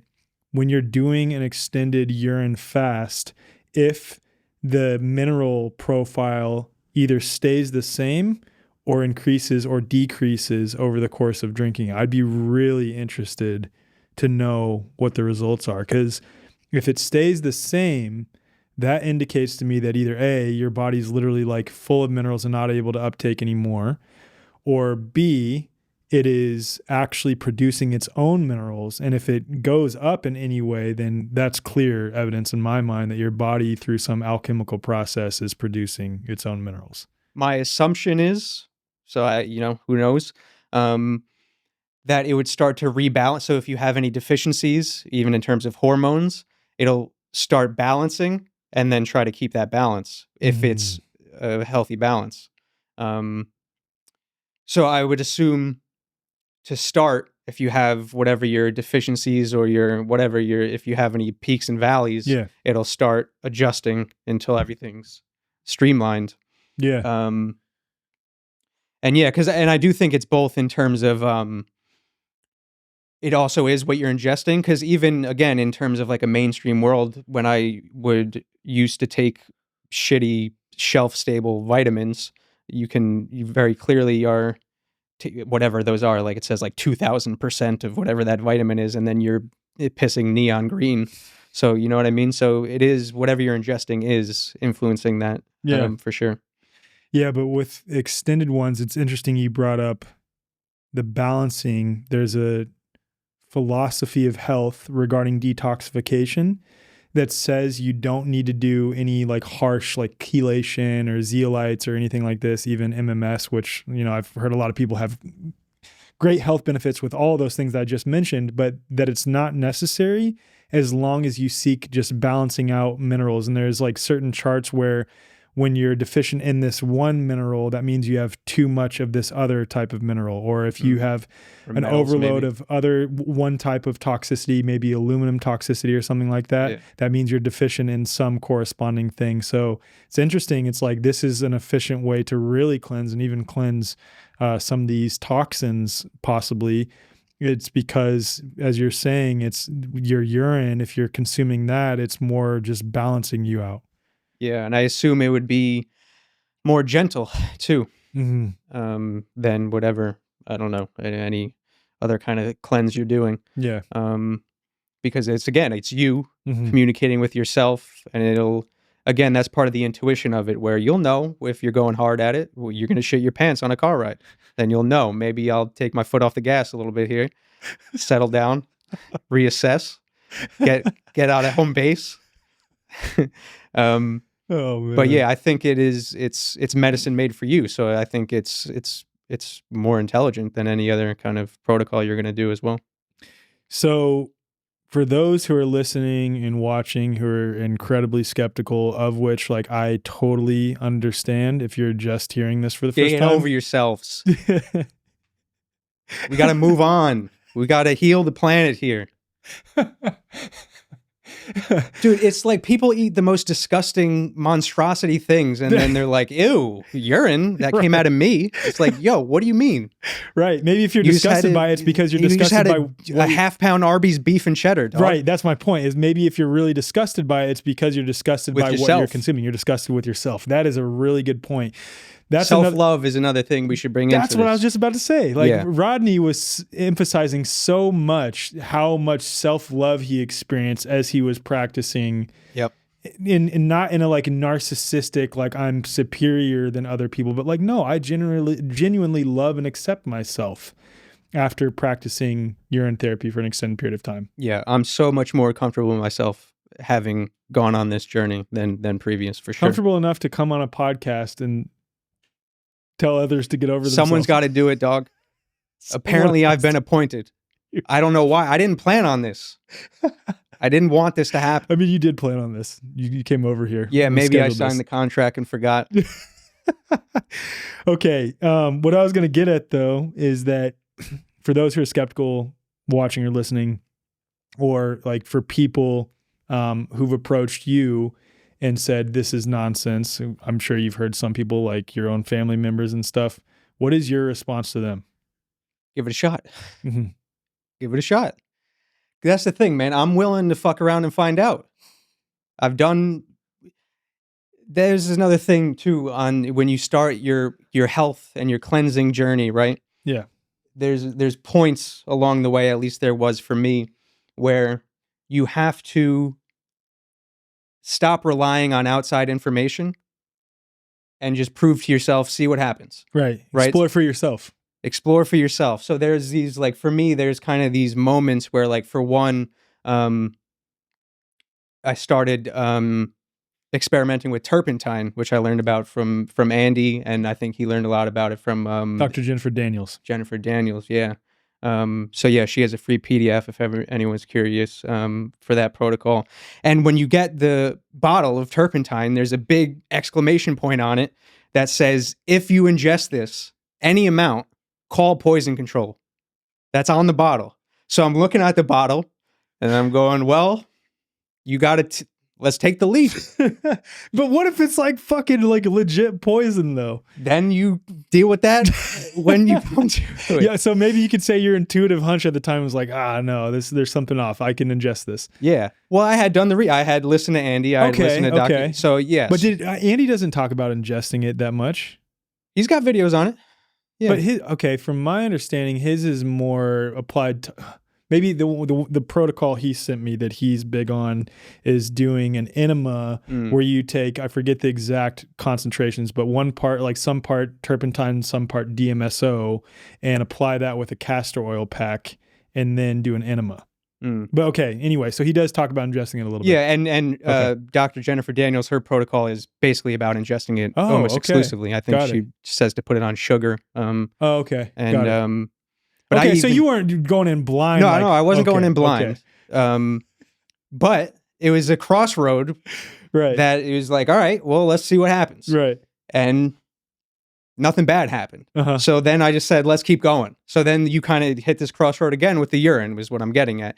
You've been told it's a waste. You've been flushing it down the toilet. I've been reading materials. It seems to make sense. You know, again, your intuition, feel it out. Let's see what happens. Were you grossed out at first? Not. I remember the moment of like being grossed out beforehand, like the first sip. But then once it wasn't that bad. And I was pretty much still on a standard American diet at that time. So it wasn't great. Right. Especially probably to what I know now. Bitter. Yeah. It probably tasted like ass. Yeah. But even still, it wasn't that bad. The one thing that people always ask me when they find out I do is like, do you chill it? Do you like put ice in it? Katie asked me that. Yeah, so many people have asked me that. I'm like, no, like that actually the perfect sounds, temperature. It is. It actually sounds gross to me to chill. Yes, I agree. Yeah, I would not chill it be however many degrees it is. Like it is the perfect temperature. It's your body temperature. Yeah, it is. And even in terms of the cleansing, right? When you think about it, like if you're washing a dish or something, you're not going to use cold water to scrub a dish. That's a good You're going to point. use warm water. Well, you think about it in terms of your body getting a fever, right? Not that this is the temperature of a fever, but the larger point that I'm trying to make is that your body gets a fever so that the fourth phase water that is inside of your body can heat up so it becomes less viscous so that it can flow better and push out toxins better. So the same could apply to the temperature of that. Right. And it's the perfect growth medium, right? That's why we're talking about babies in the womb. Mm-hmm. Nothing grows when it's -7 degrees Fahrenheit. Right. You know? Yep. So it's the perfect temperature for creation. Mm-hmm. Yeah. You feel complete on that? I think so. Okay. I want to move on to fasting now. Yeah, let's get into some other stuff. Especially since we're like talking about urine fasting anyway. Okay, can you explain, this is sort of rhetorical, but explain the difference between fasting and cleansing, because I think a lot of people confuse those. Well, I think we should throw out both terms, honestly. Okay. And just look at your consumption on a spectrum. And there's no should or shouldn't. We can stop discussing the perfect human diet, what we're supposed to eat, our teeth are shaped like this, or whatever. You can exist on whatever spectrum you want to exist on. And, you know, because we get into in terms of like, where do we draw the line in terms of the semantics on what is a fast and what is a cleanse when we're talking about being on breath or being on just liquids or there's kind of, for me, it's just one spectrum of consumption. Right. And the denser you play, the quicker you're going to die, probably, right? So, like, for example, there is a lot of accounts of people living well into their 200s. Whoa. Pretty recently, like late 1800s, early 1900s. There was one guy who lived to be 170. He never ate cooked food. There was another guy who lived to be 180. He only ate fruit and milk. There was what type of milk did he say? He didn't say. Okay. Probably. I would assume it's raw. Cows though. or goat's milk. Obviously, it's going to be raw back then. Yeah. Cows or goat's milk. There was a Chinese guy who gave a lecture at a university, and he was 252 when he gave the lecture, and he only ate things that grew above the ground, which is interesting. Wow. I wonder why that is. Well, I think there's something to say about the prana, the life force of things, getting the higher up they go. Yeah, and also getting the sun too, I would say. Yeah. Closer to the heavens, right? In terms of apple tree or whatever. And so there, the earliest inhabitants of Greece, they lived among orange groves and they only ate fruit. And they lived well into their 200s. But we also have Eskimos who live to be 100 something and they eat whatever, whale blubber. Yeah. So for me, it's like we can argue until we're blue in the tits about animal versus raw carnivore versus all of these different things. And it's just one spectrum of life, of consumption, one spectrum of consumption. And it seems to be the denser you go, the more trouble you're going to run into and the quicker you're going to expire in terms of your vessel here. And when you say denser, you're talking about literal physical density. So like, for example, if you're consuming meat that is really thick meat, that would be more dense. That would be more dense. And I think it's worth mentioning processing, mixing, especially, I mean, how many ways have we invented to basically destroy our food at this point in terms of grilling, boiling, microwaving, deep frying, all this shit. There's this dude that I follow on Instagram. His name's Raw Meat Experiment. And I know we're talking about. I know you're talking about. But one thing that he says that is so hilarious is that the biggest conspiracy out there is one that is pushed forth by Big Grill. Big Grill, yeah. Yeah, Big Grill is trying to convince you to cook your food when you don't need to, which, dude, I've done raw, both in terms of raw fruit, like done that pretty consistently for a few weeks. That's like the most that I've done that. But I've also done raw meat pretty consistently, much longer on raw meat. And I got to say that I feel much better when I consume raw meat if I am going to eat meat than if I eat cooked meat. But then what's so tough and this could just be an excuse that I use, is like the social aspects of it. Like, I don't know, man. And there's also a piece of me that loves the art of cooking and loves the art of cooked food, especially if someone puts a lot of intention into it, and loves tasting good cuisine. Intention is the key there. Yeah. Intention is the key there, right?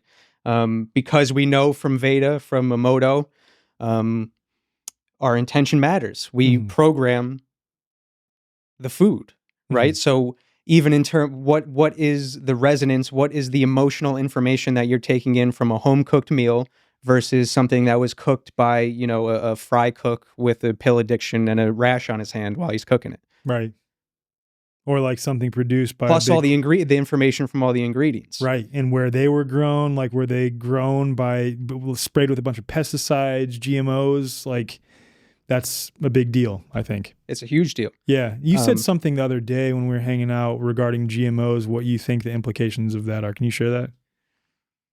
Yes. Well, I think all the food has, so again, you're communicating with everything you ingest, right? Yeah. So now you're ingesting fractured, GMO, chimera, hybrid biofields, right? And then again, even to bring in Eileen's work, right? Like any outside frequency that you ingest, I think is going to alter your biofield. So now you're merging biofields with crazy frequencies, completely unnatural frequencies. Totally. And that's going to create stagnation in your field. And then again, that starts mirroring, the mucus physically, the stagnation in the biofield, emotionally, spiritually.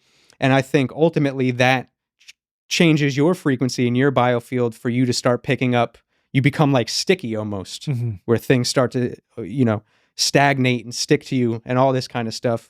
Ultimately, if you really want to get crazy, I feel like, the food system has been weaponized, especially if we start talking about, the principalities at play, which, it's a whole system in terms of the shots, the spraying in the air, the electromagnetic fields. These are not individual weapons. This is a weapon system, and the food is part of that. And so I think we start ingesting all of these unnatural things that have been laid out in the grocery store for us. It's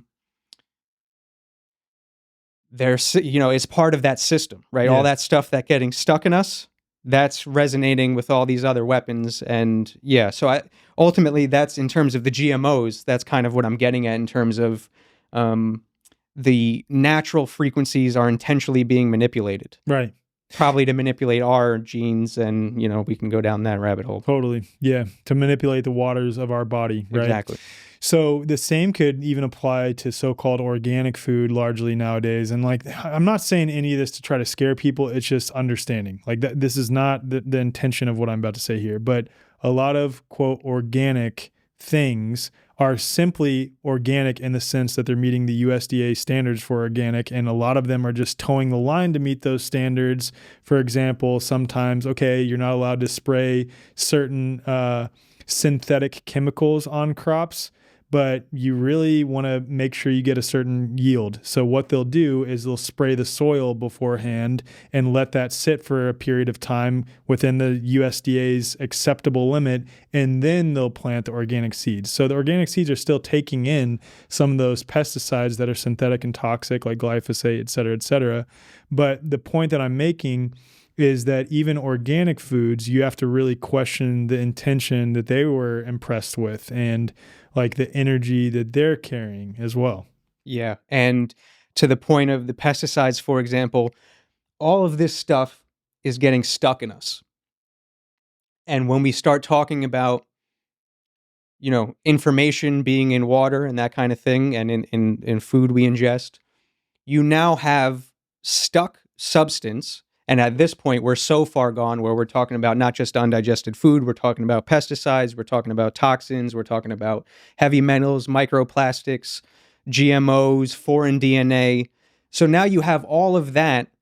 And when it's stuck in you, I think there's a spiritual component to this now where that information that's stuck in your body from all these external unnatural forces is now getting looped. Yeah. And now we start to get into talking about your bad habits, your negative thoughts that are on loop and you can't get rid of them. There's a as within, so without component where, because all that stuff is stuck in you. Yeah. Yeah. And like, you could argue possibly that might invite entities to be stuck in you if you're not properly cleansing. And of course, there's other components that play here, like belief, the amount of time you're putting your bare feet on the earth, the amount of time you're allowing your nervous system to truly like be at ease and feel, et cetera, et cetera. But I think that is a pathway to possibly allowing those things. I think that is absolutely the case. Mm-hmm. And there's a lot of interesting stuff in terms of when you look at, like, I started wondering where even the idea of cooking came from, right? And mixing things together. And so, for example, there's in ancient China, there's this practice called bigu. You ever hear this? So bigu, roughly translation is avoiding grains to achieve a long life. And they have this whole belief that when you ingest grains, you are inviting spirits in, and they occupy, and you might be able to get into this because it talks about the Dantian and the centers, and they call them the three worms. And these three spirits occupy, I guess there's three. Three primary, the belly, the heart, and the head. So they occupy those spots, and it's said, they believe that once you invite them in by eating poorly, I forget what it is, maybe like every 90 days or something, those spirits go and report to heavenly courts all of your transgressions and your sins. Wow. Yeah, that's crazy. That is crazy. So there's a big practice in avoiding grains for that reason. And then so the reason that's interesting it's interesting for many reasons, but one of the reasons is that, so their belief is that, and this is a belief across different cultures, that grains and the idea of cooking came down from quote unquote gods. And in my belief, all these, little g gods, Greek gods, Egyptian gods are potentially fallen angels. Yeah. And stealing. Like the Nephilim, essentially. Yeah. Stealing praise and worship from big G God. Yeah. And so these, and even in Christian texts, in the book of Enoch, it talks about fallen angels coming down and teaching humans various things. They don't mention cooking, but I think that's part of it. Wow. It mentions enchantments, kind of magic and beautification and a lot of stuff. But I think cooking was a part of that. Yeah. So in China, they have literally the stove god taught everyone how to cook, and disease followed shortly thereafter. No way. That's what they say. Well, they spin it so they try to make those gods look good, right? Okay. And same in Egypt, right? They give praise to Osiris for bringing grains down. So it's the same story all over the world. Wow. It's so interesting culturally how when, for example, I can consume raw flesh, I think is the biggest one, because people understand raw fruit, but like raw meat, right? I consume that quite a bit. And I've had an experience where my grandma is at my house and she sees my kids asking for that same thing, and she's like shocked about that. I'm like, if you really think about it, we're the only being on this planet that cooks our food. And mixes. Like no other animals do that. And in fact, when you introduce these diets to dogs start getting fucking sick. Yeah, the only animals that get sick are our pets. Right. Yeah. There's no, lion with diabetes. Right. The coyote doesn't break into a chicken coop and scramble the eggs and douse them in hollandaise sauce. There's no side salads. There's none of this. And at the same time, there's a piece of me, like I said, that still loves the art of good food. But when we start talking about it especially when we start talking about intention, it becomes a potion. Yeah. So it can be magic. Yeah. It could be black magic, which I think it has become because it's been weaponized against us. Totally. Even if you're making food unintentionally, I think you're unintentionally creating like a black and magic. And not praying over it, and you're getting the frequencies from all over the place, who knows. But yeah, I do think about it like it is black magic in a sense when we're talking about these corporations, which is why I'm not proud of helping write scripts for them in my past, right? Because I do look at it that way now, where it's like this stuff is hijacking the vessel. Yeah. picking up those thoughts and those spirits and that kind of stuff. Like, I mean, it's so obvious. Like, I was looking, like, because I started wondering about it, and while you were doing it. Well, yeah, I did hate it while I was doing it. Yeah, really? I was pretty miserable. Because you were starting to lean towards holistic health then, right? Yeah. Well, actually, let me tell you. So, what really got me was that I was listening to interview with Andy Kaufman and Dawn and David. And Andy was talking about how he filed Freedom of Information Act disclosures around cholesterol. And because he kind of was surmising that there's been an intentional demonization of cholesterol in terms of, the drug companies invent statins. Right. They work revolving door in terms of the CEOs of the food companies, right, who can put sugar in it. And then, it creates this whole ecosystem of let's demonize cholesterol, right? And if you look at, for example, Honey Nut Cheerios, their whole branding is heart healthy, lower your cholesterol. That's the entire thing, right? Like, they literally have a campaign where they take the Cheerio O's and they turn them into hearts. And this is good for your heart, lower your cholesterol. That's the whole communication. And so I was listening to Andy talk about this and then looking at it from the perspective of what my job is. If I wasn't listening to Andy, I'm not given full disclosure as the creative who's coming up with a multinational campaign that influences the thought of hundreds of thousands of people. They're not telling me they're in the FDA and the CEOs of the food company, hey, we're working on just demonizing cholesterol so we can invent new drugs and make people unhealthy. That's what's going on. They just give you a general theme, right? And they just say, we're advertising, we got hearts on the Cheerios. That's it. Right. That's the only information I'm given. And, so and now I take my creative energy and influence the masses with this information. And so it started, but the point I'm getting at is that what started to dawn on me was the compartmentalization of information. Because the people I'm communicating with don't know this either. They're quite frankly, to be honest with you, they're pretty stupid. They're not smart people. They're just doing their job and they're afraid to get fired and they do what they're told. And it's a huge mess. So in the hierarchy of even the food companies, only the top of the pyramid knows what actually the plan is. Everyone down here is none the wiser. I'm getting information from them.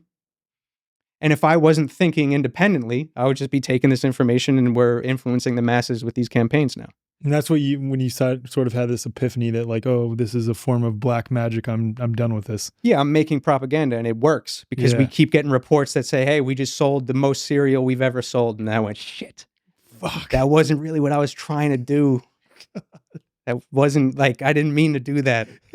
As you were ending that part of your career, was there ever any moment like maybe I could slip in something that could be taken a different way about this product? There's no chance of getting it through. There's because by the end of it, like, I'm so frustrated and hating, like, because what happened was every time the first thing I would try to do is be like, all right, let me have some fun.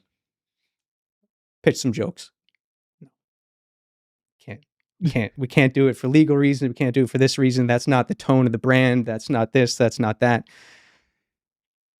So anyway, by the time it gets to the finished product, it is nothing like the original idea. Really? So there was no way. There's so many levels of getting it passed up that hierarchy of the corporation where it's like, it goes to shit every time. Like, it's not, I could not sneak anything by anyone. It has to be approved by 600 people. That's so funny, especially because knowing you and knowing your sense of humor, how they turned out were still funny. Again, I say that objectively without the context that I agree that these companies are poisoning people for profit. With that being said, I think that I would have loved to have seen the creative process prior to them saying, no, not that, no, not that, no, not that, for some of the ideas of like these Gushers commercials that you did and Fruit by the Foot. Those were the product of hours of arguments and a complete distillation of all hopeful creativity was wrung out. And by the end, I was just like, I hate this.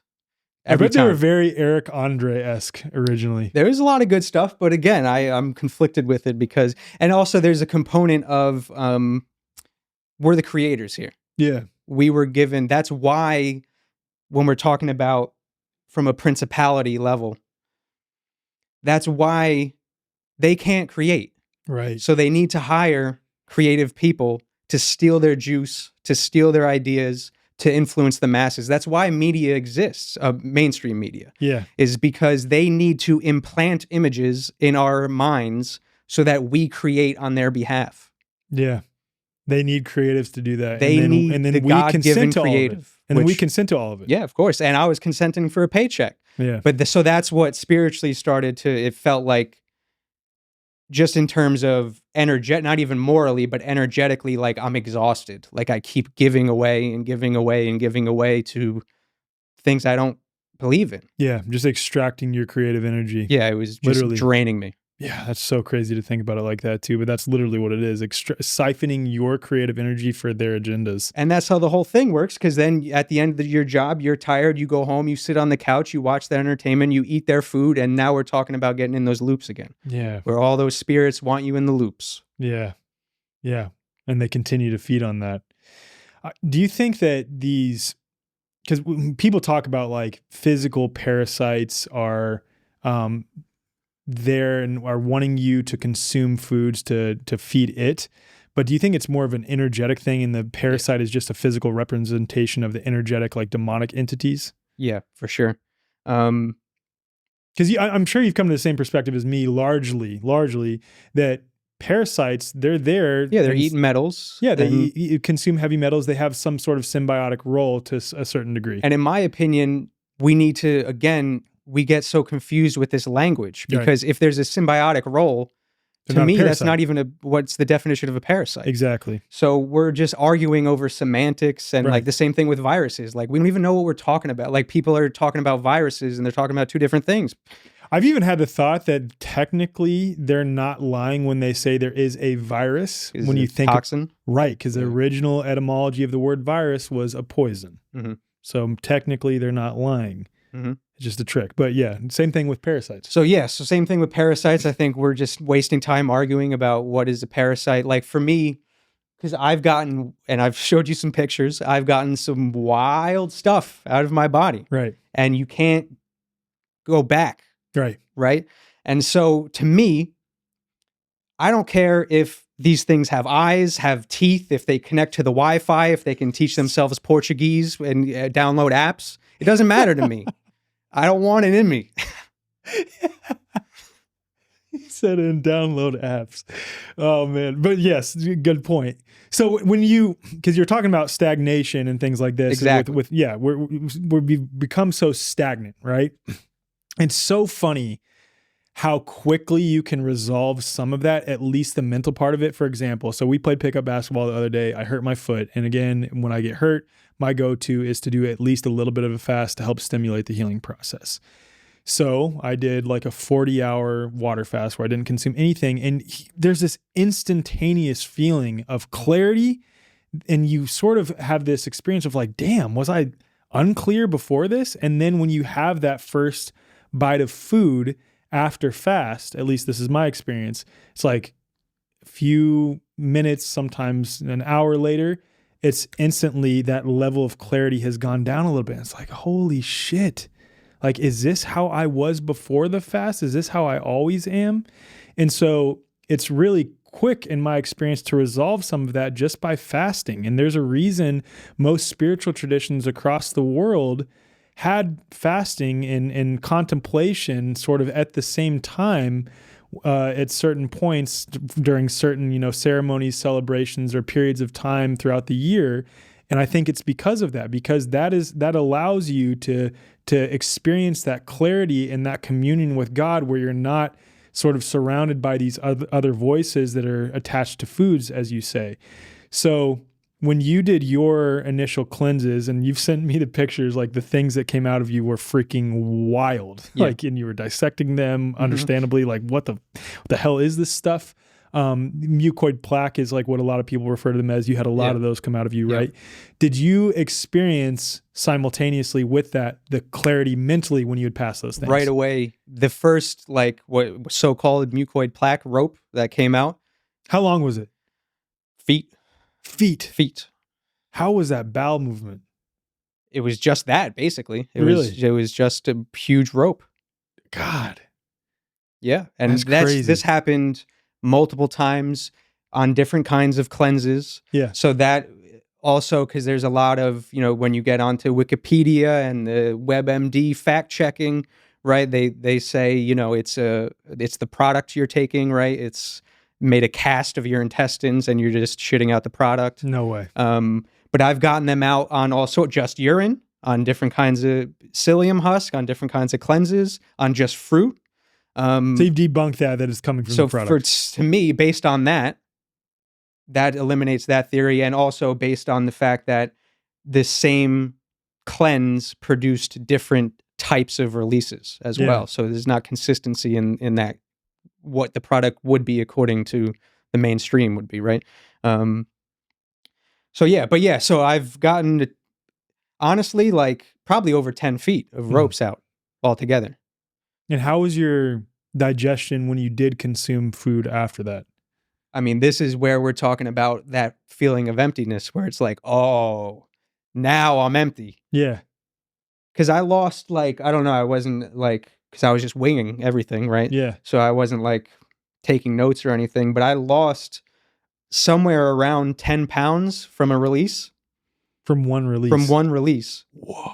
And I visually didn't look any different, right? So it's not like someone loses 10 pounds and, there's there my wasn't face is the same, my decrease in body's the fat same. concentration or anything. Right. It's just so like it's just density here. in my guts. Yeah. In there. Yeah. And what I've been learning about the bowels, which is interesting, is that one, there are not really any nerve endings. There's some, but if you're feeling pain in your bowels, that means you're fucked. Not fucked. I mean, we can heal from everything, right? But you're far gone. Yeah.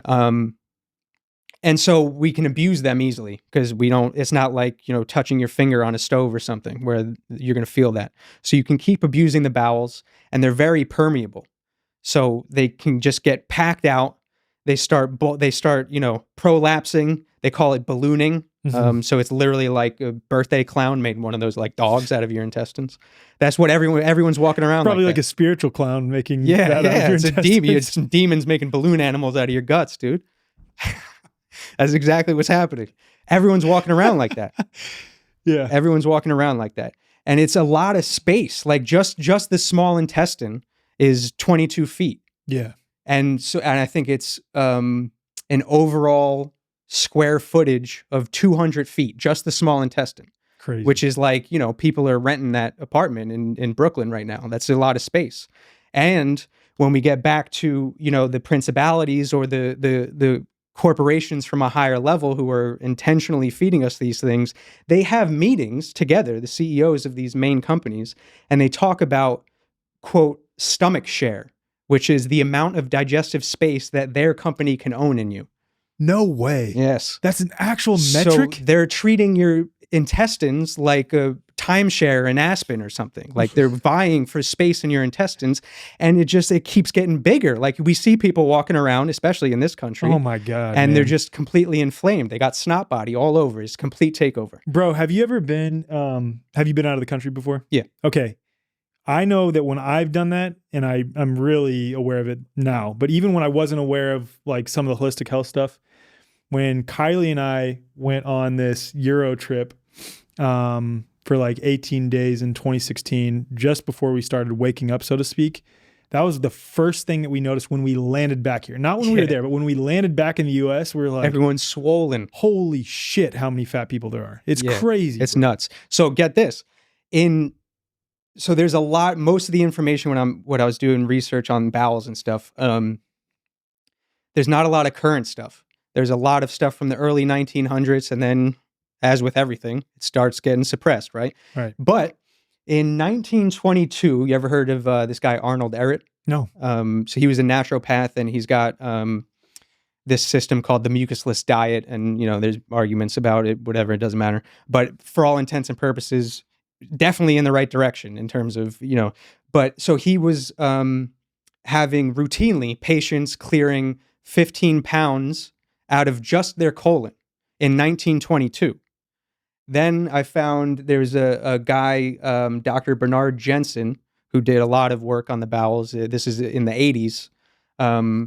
They had an autopsy and the colon was 40 pounds, just the colon, not even the intestines, just the colon, which is like 5 feet of space, 40 pounds in 1980. That's so insane. That's 5 decades before Wendy's invented the Baconator, or Taco Bell started making shells out of giant Dorito chips, or KFC started making sandwiches where they got rid of the bread and just put 2 extra pieces of fried chicken on it. Like, we are so far gone. Yeah.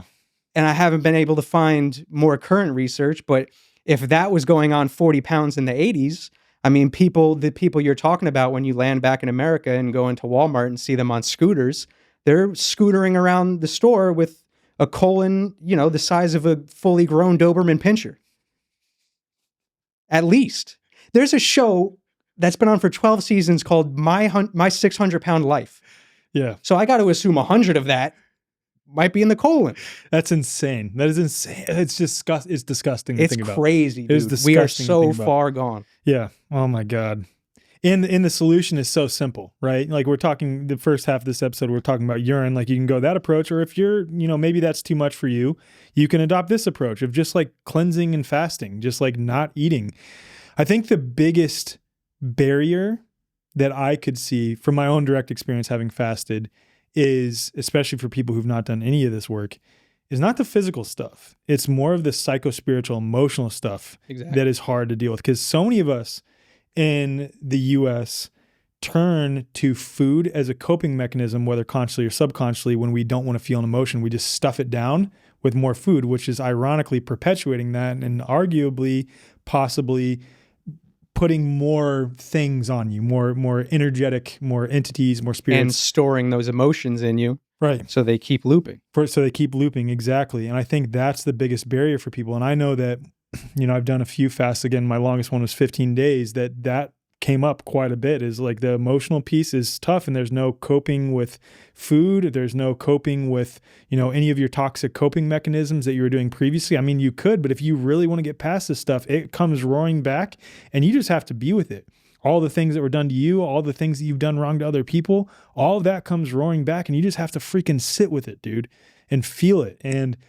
But when you do that, when you actually do it, or at least in my experience, I know there's different schools of thought on, someone's nervous system level at that point, their capacity to deal with something. That's another conversation. But in my experience, like, once you just sit with it and feel it, you realize it doesn't have power over you. And that's when you reach that state of emptiness and bliss. And you're like, God dang, dude, I could have been experiencing this the whole time. And this is all that it required. I didn't need any external anything, nothing, literally no other thing. Don't do anything. Literally don't do anything. That's how simple it is. I mean, it's so funny because that's like an approach in non-duality as it is like the art of like not doing in order to reach enlightenment, but quite literally, like, don't do anything at all. Yeah. Like nothing. Because that's what we're talking about. Then your river of life, your emotions, your memories start flowing again. Yeah. And it is really weird in a fast when, like, you'll get a craving for like a childhood food and you'll notice there's a memory attached to it, or like this specific thing, I remember eating this when I was sad, and now I have that connection to it. Totally. And it's very strange the way, and because we eat so much and things get stuck in us, it retains the memories, the intention. If you're unintentional, it's just whatever you're feeling at that time is going in you, and it's getting stored. Yeah. It's crazy. It is crazy. It's crazy to think about. The crazy thing for me too was around day 12, 13, dude, I was still having bowel movements when I did my fast. That's the crazy part. And that's just a testament to how much is stuck inside of us. And I think going back to the difference between cleansing and fasting, the perspective, I really like the perspective that you shared, but I always sort of separated the two by digestion mostly turned off, so to speak, versus you're still having to digest a little bit. I agree with that. And that's why people strain their juices, right? Cold pressed juice versus a smoothie. But again, it's just, at the end of the day, they're arbitrary in terms of what's a liquid and what's a, Yeah. Because the way I look at it, though, is that, and I think this is actually incorrect. I won't say your body has finite energy, but your body has a certain amount of energy per day based on your constitution at that time, let's say. And if you're not eating, your body's not having to use that energy towards digestion, so your body can use that energy to effectively cleanse. And that's not to say that you can't cleanse by doing a cleanse where you're still digesting things, but that's why I personally like fasting so much. It's because I really feel like my energy is actually really high for the most part in a different way. Like, I'm not going to go do a bunch of sprints and stuff personally. But I was at 9,000 foot elevation for the whole time, which is pretty high up where it's really hard to breathe. There was day 5 or 6, I stand up paddleboarded for like 3 to 4 hours. So I did have energy. And at the same time, there were times where I would sit down for a while and then stand up and I would get that like lightheadedness and tunnel vision, but then I would adjust, like a drop in blood pressure, I'd say possibly. But I felt like my body actually had the energy to cleanse finally because it was no longer digesting food. For sure. I don't think we realize how much energy digesting food takes. And especially when we're talking about this spectrum and you're on the denser end, it takes so much energy. And you realize that when you go back, because I've done, just to make a disclaimer, I've done my fair share of binging and purging on these, in terms of setbacks and all that stuff. I'm far from being clean and far from being perfect. You still dabble with drugs. That's what you call them. I still dabble with drugs. So, but when you spend a big period of cleansing and then you go back to the drugs, you realize, this is like, for example, I went on some fast. I forget how long it was, maybe a couple weeks or something. And then just to see what would happen, I broke it with a cooked meal that had salt in it. I woke up the next morning, it looked like someone beat the shit out of me, dude. It looked like I got in a bar fight. It was crazy.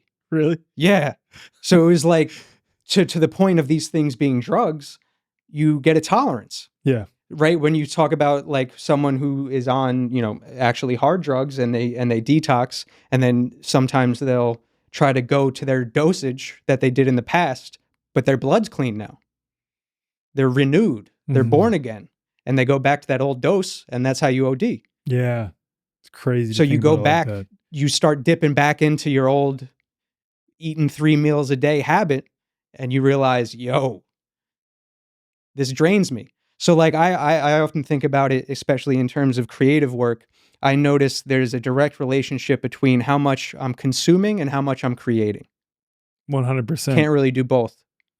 Totally agree. Dude, even my clarity, like a couple times during this episode, and we'll probably edit out some of them, I've had to pause because I started eating yesterday, whereas the day before that I was fasted for 40 hours. And I was like, again, had that experience of, I feel so clear-headed. And it's not that I'm not articulate now, but it is diminished to a certain level when you're consuming. And that's why typically before podcasts, I don't like to eat a lot because I like to have a sense of clarity and I know that I'm better, more articulate.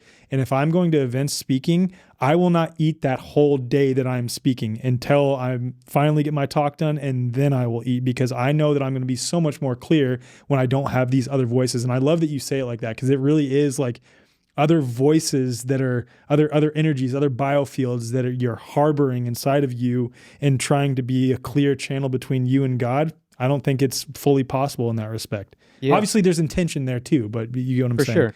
And there's so much to it, especially when we start talking about stagnation on like the biofield and all that kind of stuff. But anyway, the reason I started thinking about it as voices was because I noticed that once I started dabbling back in the drugs after cleansing hard, especially like starches, I would notice, my negative thoughts are back.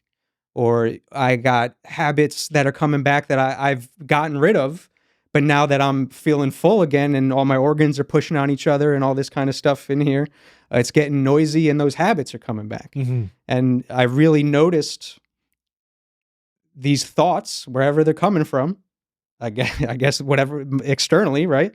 They're connected to what I'm ingesting. So, I started literally thinking about them as voices. When did you start calling food drugs? And is that like a thing that people who are really deep into urine therapy say? Because that's what Rodney calls food as well. I don't know. I think maybe you just come to the same conclusion. But because it's interesting to me that we have an FDA. It's the same organization that is apparently in charge of fentanyl and Frosted Flakes. Why? It's a good point. And then down the drug line too, once we start getting into, these major corporations, and there's only a handful of them, right? And then you keep going up, and they hire lab technicians and scientists to formulate the most addictive chemicals for their food. They call it the bliss point. It's insane. The bliss point is the exact flavor that will hook you, that will addict you. And they discovered that for some things like sugar, there is a perfect bliss point, and they're trying to get that. And there's also a breaking point where, oh, that's too sweet. That's a little much. But for fat, there's no break. So they discovered that we could just keep feeding these guys fat. They'll never stop eating. They'll never stop eating. This brings up an important point, because I look at like nourishing traditions like Weston A. Price and what they claim to have discovered. Weston A. Price, not the foundation, but Dr. Weston A. Price, what he claims to have discovered. And it's a strong push for people to consume animal fats and animal proteins and like eat nose to tail, eat all parts of the animal. And the point that I'm getting at there is that, do you distinguish between, quote, healthy fats and unhealthy fats? Or do you think fats, like, we don't need them at all? Well, that question becomes, do we need anything? But before we get down that, I think this is mostly rhetorical, because I actually have a video of that I want to show people of where we're going. But. So I think let's keep talking about it in terms of the information, right? So it's a spectrum. It's degrees of whatever you want to call it. So for example, the information you receive from the fat of raw milk that came from a pasture-raised cow is different from the information you're receiving from a gallon of milk that you bought at a store, and it came from 10 different herds across 3 different countries, and all the cows are cross-eyed with brain disease and a crotch infection. And so again, I just look at everything now as like, it's just one spectrum. It has nothing to do with the nutrition. No, I don't really buy into nutrition anymore. I don't either, man. Like, it's all about the energetic imprint that is on the food, in my opinion. And the biofield of it, the biophotons. So for me, instead of looking at protein and carbs and all of this, I'm looking at biophotons, and I'm looking at the water content, because it makes sense to me if we're sacks of tubes that water flows through. Yeah. It makes sense that your diet is mostly water. It would benefit you to keep the rivers of life in motion. So then when you look at, real quick, because I want to get to the sacks of tube thing, someone like, for example, Paul Saladino, who I've interviewed before and who's really big on like a carnivore-based diet, although this is a big caveat, he's gone back to, we actually need a lot more fruit as well than we realize. Because he's probably clogged up and you got to push that shit out. Yeah, but there are people I know who've gone carnivore for extended periods of time and reversed a lot of health issues. But where are they coming from? If they're coming from a regular diet, again, this is to the point of when we were talking about mono diet, sometimes it's not about what you're eating as much as it's about what you've let go of. That's a really good point. So if you're coming from a sad diet and you go carnivore, of course you're going to be feeling better. Yeah. And then there might come a point where you've found your plateau on that and you get even less dense and you get cleaned out more. Yeah. That's a good point. Yeah, and I mean, I had the palpable experience of when I was on that fast, again, falling in love with the feeling of emptiness, but going out and putting my bare feet on the ground, looking at the sun, and just breathing deeply felt nourishing. Like, it legitimately felt like I was being nourished. And when you think of, for example, what Dr. Gerald Pollack shows with fourth phase water and the likelihood that we are comprised of fourth phase water, and how fourth phase water, the exclusion zone expands if we are, exposed to the right light environment, right frequency environment, which means that increases the negative charge, which is potential energy for the waters of our body. Then you look at the earth, we receive negative charge from it. And when we breathe the ether around us, I don't think we're necessarily yes, we're breathing air, oxygen. Yes, that's important, but it's also we're breathing in negative charge from the ether that is around us. We're breathing in a bunch of potential energy, and that is another form of food for our bodies. And unless, in my opinion, you've done an extended fast, you won't know what I'm talking about. You'll think it sounds absolutely batshit crazy, but when you do it, like, my hunger subsided by day 3 or 4. Day 3 or 4, maybe day 5, but around that time. But when I would start feeling lower, you could say, in energy, I would go do that. And I would feel nourished. Like, it legitimately felt like nourishment for my being. And I was like, oh, I'm good to go. Felt very clear mentally. And I felt like genuinely that I could continue on with that for a super long time. But then this is where, and I was talking to you about this before, even just doing a 40-hour fast recently, I had to go back home and be with my kids, which I love, and I love being a dad, but that's a lot of energy expended that way. And then also had to go back to doing the work that I do in the world. And I think that, like, if I was just with my kids and not doing work, or just doing work and not with my kids, then I would have been able to continue on with the fast, but my energy levels decreased drastically. And there was also some stuff going on with the water that I was drinking in transit going back home. But the point being, like, I had direct experience that, man, we don't need as much food as we think we do. We may not need any food at all. And it was so interesting, the difference in my approaches on podcasting and things like this after that experience, and just my general philosophy on nutrition itself. Before the fast, I, was arguing with people on, like, what people should be eating. Like, when vegans would come at me hard, I would push back against them, and I would see that happen elsewhere, and I was involved in that. And after the fast, I was like, all of it's fucking nonsense. It doesn't matter. It's another red and blue argument. Yeah. When it's just about reducing and cleansing, and yeah. But yeah, I got a lot on that. Like, I think the low points are, you've hit a point in that stagnant field where your body's saying, okay, let's start working on this now. And so those are your low points, when you're moving something out, and then you go outside, like you said, and you touch ground, get the circuit going. We're pushing it out. We're getting things flowing, right? Yeah. Hey y'all, I'm here with Melissa Kupsch from Remedy Academy of Homeopathy. We are so stoked here at The Way Forward to be partnering with Melissa and Remedy in order to spread the message of homeopathy across the world, and also to partner on the eventual development of healing centers across the United States. People are pretty quickly coming to realize that frequency is the future of medicine. We are witnessing the great resurgence of homeopathy right now. We're really moving away from that suppressive medical model. Whether it's for eczema, asthma, hormones, fertility, anxiety, depression, trauma, whatever it is, it all starts as energy in the person's field first. If we change our field, we can completely change our life. Our 2-year academy is open worldwide to anyone who wants to become a homeopath. We've got 5 lecturers, and we currently have over 500 students enrolled, which is record numbers in our field. A career in homeopathy is amazing for anyone who wants flexibility in their work and who wants to be valuable in creating this new world. We have stay-at-home parents enrolled. We have ex-medical professionals, grandparents signed up who want to learn how to heal their grandchildren and pass on that invaluable knowledge. We even have husband and wife teams. So my husband enrolled in the course with no prior knowledge of health as a background, and he is loving it. Kylie is also enrolled as well. So my partner is, and she's so stoked to become a homeopath and to be helping to spread this message across the world. The thing that we hear from so many of our students is, I found my thing.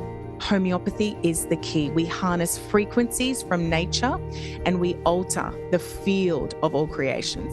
So if anybody wants to join us or they want to know more about it, they can visit our website. Yeah, and all that information will be in the show notes. So if you want to learn more about Remedy Academy, also RMDY Collective, also some of the homeopathic products that they have, please just head to the show notes. All of that will be listed there. I've noticed, so what I've done is I've stopped counting days, because I think it just becomes this kind of head game, and it's just like, it's less about reaching, if I'm not eating, for example. And again, eating is like, again, if we're talking about Bretharian, what is food? It's like, so whatever. I stopped counting days, as in I'm trying to reach 40 days. And I've gotten into a rhythm more of, because you mentioned grounding, where I go with just life. Whereas, for example, if I'm writing a lot, I want to be more in the air. I want to be receiving things. I want to be open. I want to be empty. And then when it comes time to record something or, perform and put something out into the world to communicate with the world, I feel like I want to be a little bit more grounded. Because again, to that point of that wedding story, I wasn't on the same earth as these people. So how do you, if I want to put out a piece of communication that is, not for masses, but for, generally approachable, we're trying to get people into these topics of conversation, right? We're trying to make these topics as digestible as possible, no pun intended. So my flow has kind of come into like, okay, let me ground in a little bit, interact with people on the ground, dip back out. That's a really good way of putting it. And Dr. Robert Morris, when I interviewed him, he said that he had to stop consuming only raw fruit. Otherwise, he couldn't relate to the world and to the people he was trying to express to, because he felt like he was too airy, too up here, too charged up into the ethers and or into the etheric realms. Yeah, that's a really good point. Yeah, and it makes a lot of sense. It's like consuming density keeps you grounded on Earth, so it becomes sort of a balance. And it's like if you're someone who wants to be involved at any level, even, outside of just normal society. I'm not saying you have to go there, but just like involved even with the freedom community, so to speak, and be able to interact with people on a somewhat relatively common, let's say, level, you're probably not going to want to be fasted for 40 to 50 days. Like I know, again, I didn't want to be around freaking anyone when I was fasted, and I had very limited human contact. Yeah. I think that goes back to that guy who lived almost at 200 and he was only eating things that were above the ground. I think that's where that comes in, where we're talking about groundedness and ground and density and yeah. Yeah. I want to share that video real quick though from Gerald Pollack. This is a presentation that he gave, and he shares a story about a guy who was a claimed breatharian and some of the studies that they did on him, like putting him through some things to verify that he was a breatharian as he claimed to be, which was really incredible. So I'll play that clip real quick. You need the easy water in order for the cells to function properly. Now, so the potential energy from EZ is actually driving the work of the cell. And just go through the process. Remember, light builds EZ. EZ has negative charge. Negative charge is potential energy. And the potential energy can do work or folding of the proteins. So if you connect the dots, light is responsible for the work of the cell, or light can be responsible for at least some of the work of the cell. So if you raise the question, where do we get our energy? Certainly we get energy from food, no question about it. But we also get energy from light. And it's something that we don't think about, but we get energy.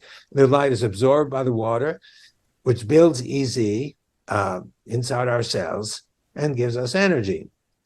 And so that you can explain then about people who don't eat. I just learned in a meeting in Australia that there are some 300,000 people who don't eat on a regular basis. These are not people, who are starving to death. These are people who have chosen to not eat for various reasons. And perhaps the most famous of all is Prahlad Jani from India, who passed a couple of years ago. Now, he claimed he went at age 65 or 70, I think in his early 70s, he went to the government in India. He told them that he was approached when he was 7 years old by two angels. He lived in a sort of the jungle in a cave in India. And he claims the angels approached him and said, you don't need to eat. Actually, you don't need to drink either. It's a very humid area. So you can imagine that the humidity might have been adequate to supply the water. There are plants that actually survive that way. without roots. Anyway, he went to the government. He said he hasn't eaten anything for 65 years, and he thought he had to report this to the government. So he reported it to the government, and they did studies, and they found nothing unusual about him. And then another guy, a physician, turned out to become a friend of mine, decided to do a study. They put him in a hospital room for 2 weeks, and they assembled a group of physicians. And he was sealed in this hospital room, no food possible at all. In fact, no drink either. And they assembled 15 physicians, a pulmonologist, a cardiologist, a urologist, every ologist you can think of. And they studied him for 2 weeks, and they certified that he ate nothing, at least during those 2 weeks. And they could find, and actually his bladder would increase in size and then decrease, but he never urinated. So they couldn't figure out exactly what went on, but that was what they could observe. And then at the end, as I said, the physician in charge, who became a friend, told me the story that he wanted to interview him after a couple of weeks in the hospital room. And the hospital room was on one of the lower floors, and his office was up high. And either there was no elevator or the elevator wasn't working, so they had to go upstairs. So this guy, after 2 weeks of no eating, he told me, ran up the stairs faster than he could run up than the doctor could run up the stairs. So it was very interesting. Anyway, the question is, well, where does he get his energy? And obviously it doesn't come from food. And so a possibility is that it comes from light energy, just like plants. So they're called Bretharians, these people. Where do they get their energy? Obviously not from food. And one idea considered by many people is that they get their energy from light. So, for building energy and creating function, should all of this stuff that I told you matter to you? And, so light really does matter, and water matters. Yeah. So in that video, what really sticks out to me is obviously like getting energy from elsewhere, because so many of us think that we get our primary energy from food. But in this case, this dude clearly demonstrated he was stuck in a hospital, multiple doctors monitoring him, and also the emphasis on no drink. Yeah. That's also what's interesting, like next level. So dry fasting for some time and still had the strength and endurance and energy to be able to just sprint up the stairs, and he was totally fine. The other thing that was so interesting too is that his bladder would fill up and then compress and then fill up again and compress, which is like he was looping, but he had cultivated a way to internally loop where his body would produce through his kidneys this blood filtration.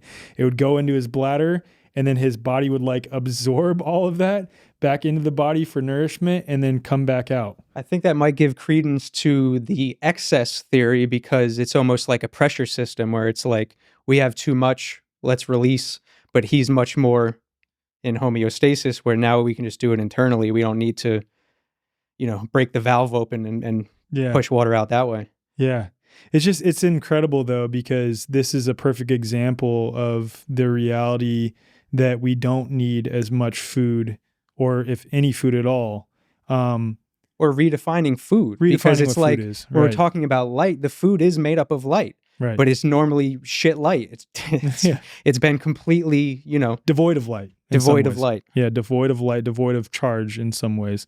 The thing that comes up for me though, because you look at like the narrative quote, starving kids in Africa, of which I like don't deny that. I wonder what's going on there. Have you thought about that before? I think there's a couple things that can play into that. I think one is how deep the programming is that we need external sustenance. Yeah. So I don't think so. For example, that guy in the video, he's broken that programming. So it's not even in his reality that, oh, I'm without food, I'm dying. Right. I'm thriving. Right. So that's one component.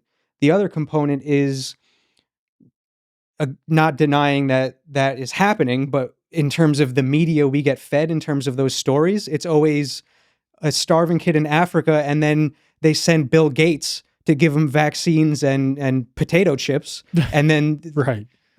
Imagine breaking your fast with vaccines and potato chips. You're not going to be looking so good. Right. So there's something going on there too. Right. That's a good point. And then also your environment too, because I don't know, I don't claim to know like where in each of these cases with quote starving kids in Africa, but if you're in a hostile environment, or if you're in an environment that is an unsafe environment, or if you're in an environment even that is low in humidity, I would imagine that it's harder to pull in that negative charge that you need, or pull in, because, Gerald mentioned that video, the humidity levels. Although that guy was in the hospital, he's exceptional. This guy's clearly like someone who's exceptional, this Bretharian, but it'd be a little bit harder to pull energy in if you're in an environment that is not conducive to that, where you're surrounded by nature that is abundant and flourishing, high negative charge, if you will. I mean, that's common knowledge too, that you get negative ions, so to speak, when you immerse yourself in a natural environment like a forest. I would imagine it's a little bit harder if you're in like the Sahara Desert or something like that. Not claiming that's where all these cases are, but the point being, it might be a little bit harder because there's less abundance of negative charge in those locations too. I think that's true. I think by and large, we are in a fallen world, and it is harder to achieve these things. Not that it's impossible, but it is harder in terms of the air quality and the poisons all around us, right? Even in terms of the EMFs. We just mentioned off mic that I think, I have a hunch, I can't necessarily prove it, but that this realm used to be more abundant in terms of the growth of the forests, maybe the whole place was more Eden, and there was no super dry places, there was no super cold places, right? Because I believe they've actually found fossils of tropical plants in like Icelandic conditions. Yeah. So my hunch is that at one point the realm the air was much more denser and had a lot more moisture in it. And that, like you're saying, it was easier. It was more natural. Easier to pull in charge. Yeah. Well, you think about it too, you mentioned off camera the Tartarian buildings, and I know Topher had mentioned this on episode 115, no toilets. No toilets. What's with that? What's with that, dude? I mean, the only time I'm using mine is if I'm cleansing and I'm pushing stuff out. And they didn't have the need to cleanse because they had these technologies that were harvesting the ether to pull in negative charge into these buildings, which had high resonance, which you could go in and just like pull in that charge, which was probably a source of food for those people. So like maybe they literally weren't shitting. Yeah. So like this reminds me of, we went to Music and Sky together. We were camping, and I just went on juices. And part of that decision was that knowing, going through the experiences of dabbling with different densities, so to speak, I have the choice to stay on liquids and never step foot in that porta potty. I don't want to go near it. It's literally like a mound of shit, an active mound of shit that I can avoid by choice, or I can decide to eat denser and use it. And I decide I don't need to use the toilet for this week. And then when we were in San Francisco, we had a meal together when we had hotels. Yeah. So, and what I love about you is you're not dogmatic about it. You're like, you're going to still dabble with quote drugs. Sometimes you want to do drugs with your friends. Sometimes you want to do drugs with your friends. For right now, at least. For right now. But have you sort of developed this strong inner guidance where you know when it's too much? Like what is your too much where it's like, okay, I need to not eat for a while? At this point, I really can't fathom like stringing days together. Occasionally it'll happen, but I'll notice, like back to the point of consuming and creating, I'll notice if I'm eating a bunch, I just feel like shit. I'm not being productive. It's just off. So I'll know, based on that. And again, back to the urine point, you got, a feedback mechanism right away. Right. So if I'm eating something wild, I got to reap what I sowed there. Right. So, with the taste and the smell of your pee, like, okay, this is off. I need to come back to it. That wasn't it. Yeah. So what is your daily, and I mean this in a broader sense, so not just like putting things in your mouth. What is your daily nutrition or like eating habits? It varies. Nourishment, rather, let's say. It varies. I would say the thing I consume the most is urine, in terms of that's my water. So no matter what I'm eating otherwise, I'm using that as water. So that's in October. This last October, I did 32 days liquid, no solids. So no chewing was kind of the line on that. Were you chewing the gum that you chew though? Sometimes, because again, Okay. that gets into the emotional thing where it's Yeah. like, I'm not hungry right now. I want to. I got to chew something. Yeah. Like I'm frustrated. Yeah, I got to chew on something. Like think about like There you go. that phrase. I got to All chew on of it something. I got is to think like, about something. what are you in the mood for eating? Yeah. Well, it's also for me. I know that, and my wife gets so frustrated by this because she hates chewing. Period. Like she hates the sound, especially mine. But when I'm chewing gum, I can think more clearly. Personally, it's like, and I look at it like, oh, I got to chew on that for a second. You know what I mean? Yeah, for sure. But okay, aside from chewing your gum, you weren't chewing anything. Right. And so that went in waves. Sometimes it was just urine. Sometimes I hit some apple juice. In order, I would say it was urine, apple juice, herbal teas. That's another good point to make. I think when we start talking about doing, fruit cleanses and juice cleanses, it helps to have some bitter herbs to balance out the sweetness. I think that's important. Really? Yeah. Like for your pee? Or just for like just digestion? In general. Okay. Just in general. Like it's a lot of stimulant, a lot of sugar. Okay, that makes sense. That makes sense. So it's nice to have some herb in there. Yeah. So I hit the herbal teas. There's a couple times I had raw goat milk. And for me, for just where I'm at personally, that I'm willing to make that concession, so to speak. Because for me, at this point where we're especially talking about the emotional kind of triggers, my thing right now in terms of my binging, if I activate chewing, even if it's just fruit, something about the act of chewing will like trigger like, oh, all right, let's eat. Even if it's 5 pounds of oranges, it's still like once I open that door a little bit, that demon will kick it out and be like, all right, we're chewing now. Like, you're all right. gonna chew. So for me right now, even if people want to yell at me for, squeezing the milk out of cows' tits or whatever, that concession for me right now is better to stay liquid in terms of like moving forward, becoming a better version of myself every day and not falling into other habits. Right now, for me, I staying understand liquids. that, dude. And like, to be fair, and I don't know that this is the case for all farms and all dairy cows, but I know my friend Molly Englehart, who has, Molly, who has cows herself, says that like these cows will get almost engorged and they produce an abundance of milk, almost too much relative to their calf. So there's excess. And this, if it's, a cow that's eating the way cows are supposed to eat and it's not being pumped with a bunch of absurd stuff, then that is a nutrient-dense possible nutrition or light source, if you will, for your body. Like, I don't think there's anything wrong with that. No, I don't think there's anything. And I think, here's the thing about this. I got a point. I think, because we were off air, we were talking about teeth too, because some people say like, why do we have teeth and all this?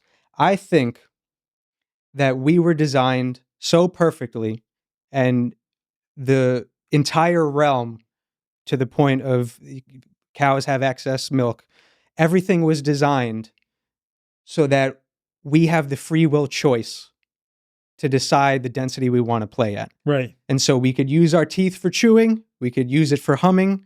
We have the choice. Right. The design is so perfect within our bodies and without it that everything has lined up to where you have the free will choice to experiment and make your decisions. And I think that's why all of these arguments happen, because it's meant to be so confusing that it's up to you to make your decision. Right. Especially because nowadays you can find peer-reviewed research that indicates you're supposed to eat one diet, and then on the other freaking end of the spectrum, like diametrically opposed to that diet, you'll also find papers saying that this is the best diet for you.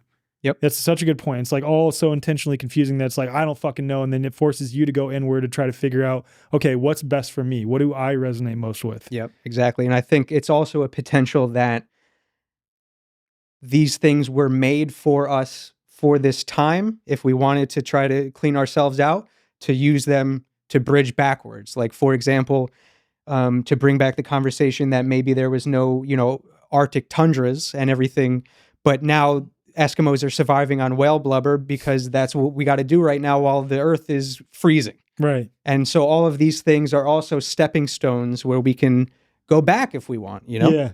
And it just really shows the resilience and adaptability of a human being to be able to survive on so many different things. And what that goes back to me is that this is a realm of mind. Like, yes. If you are directing your thought energy, which again I define as thoughts accompanied by strong feelings pointed at something consistently, if you direct your thought energy towards something and really believe in that thing, I think you can bring about good results or negative results in that specific thing, depending on your orientation towards that thing. So I think that's what it ultimately boils down to. I think that's absolutely right. And I think that's why the food system has been weaponized, so that our thoughts are poisoning the realm. They're not our thoughts. They're thoughts that are being implanted in us, perhaps. But it's our job to cleanse the temple, to have conversations like this, to meet people like we're meeting, to work on solutions. Let's turn it back. Let's turn it back, baby. Quick point on that too, and I want to wrap up here actually. But when I say that it's overwhelmingly our thoughts, that's not to say that there isn't an objective, for lack of a better term, energetic signature of a thing that you're also in a dance with, because they have their own biofields. It's all the interactions of fields and which field is the more strong, coherent field. That's the one that's going to dictate the outcomes leaning towards it versus the other side. What I mean by that is like, I know I've gone through periods where I was so strict with my diet that I was so scared to eat anything that was cooked in a certain way. I've been there. And that actually was likely creating worse negative outcomes when I did consume that thing, versus if I just maintain a strong, coherent field myself and then consumed that thing that is more toxic, let's say, it would have passed through me much better than, my previous approach of being so fearful of consuming that thing. Yeah, absolutely. For sure. Yeah. So again, back to intention, pray over it, change the information in it so that it's more in resonance with your biofield. It's not as much of a clash. It's not throwing off your biofield as much as it would. And yeah, for sure. It is a balance for sure. Yeah. So for those who are listening and watching, again, highly recommend following you at Don't Slap Snooze. Got to be the most underrated channel that exists. That video that I played at the beginning, we're going to end with a compilation of some of your clips, and dude, hilarious. Sweet. And you'll be doing stand-up comedy at Confluence this year. I'll be at Confluence. But yeah, don'tslapsnooze.net. There's over an hour of comedy content on there right now about all sorts of stuff, about viruses, about vaccines, about government, about voting, about chemtrails. Let me name some more things that'll get this podcast banned real quick. But yeah, bunch of subjects. Yeah. So yeah, there's over an hour of comedy material up there as of right now. And then by the time this drops, I should have a pre-order up for a book I've been working on, which is a lot about the stuff we've been touching on in terms of cleansing and diet, quote unquote, and all that kind of stuff. So what's it going to be called? It's going to be called "You Are Full of Snot: Comedic Guide to Cleansing Your Bowels." The best. Man, I love chatting with you, dude. Love hanging out with you. Consider you one of my good friends, and likewise, love playing pickup basketball with you too. Gotta shake that rust off, dog. I was, dude. I didn't know when to stop. Like I said, I hurt my foot because I sort of turned off that mechanism inside my body that was like, okay, your foot's in pain because you're squeezing in your feet. Like the only time I wear sneakers is for this podcast because I don't want to be barefoot every single one, or when I play basketball. The rest of the time I'm wearing either Earth Runners or I'm barefoot. So squeezing my feet into shoes. Feet prison. Dude, feet prison. It's real. It is real. I got so many, but my toes were bleeding. Yeah.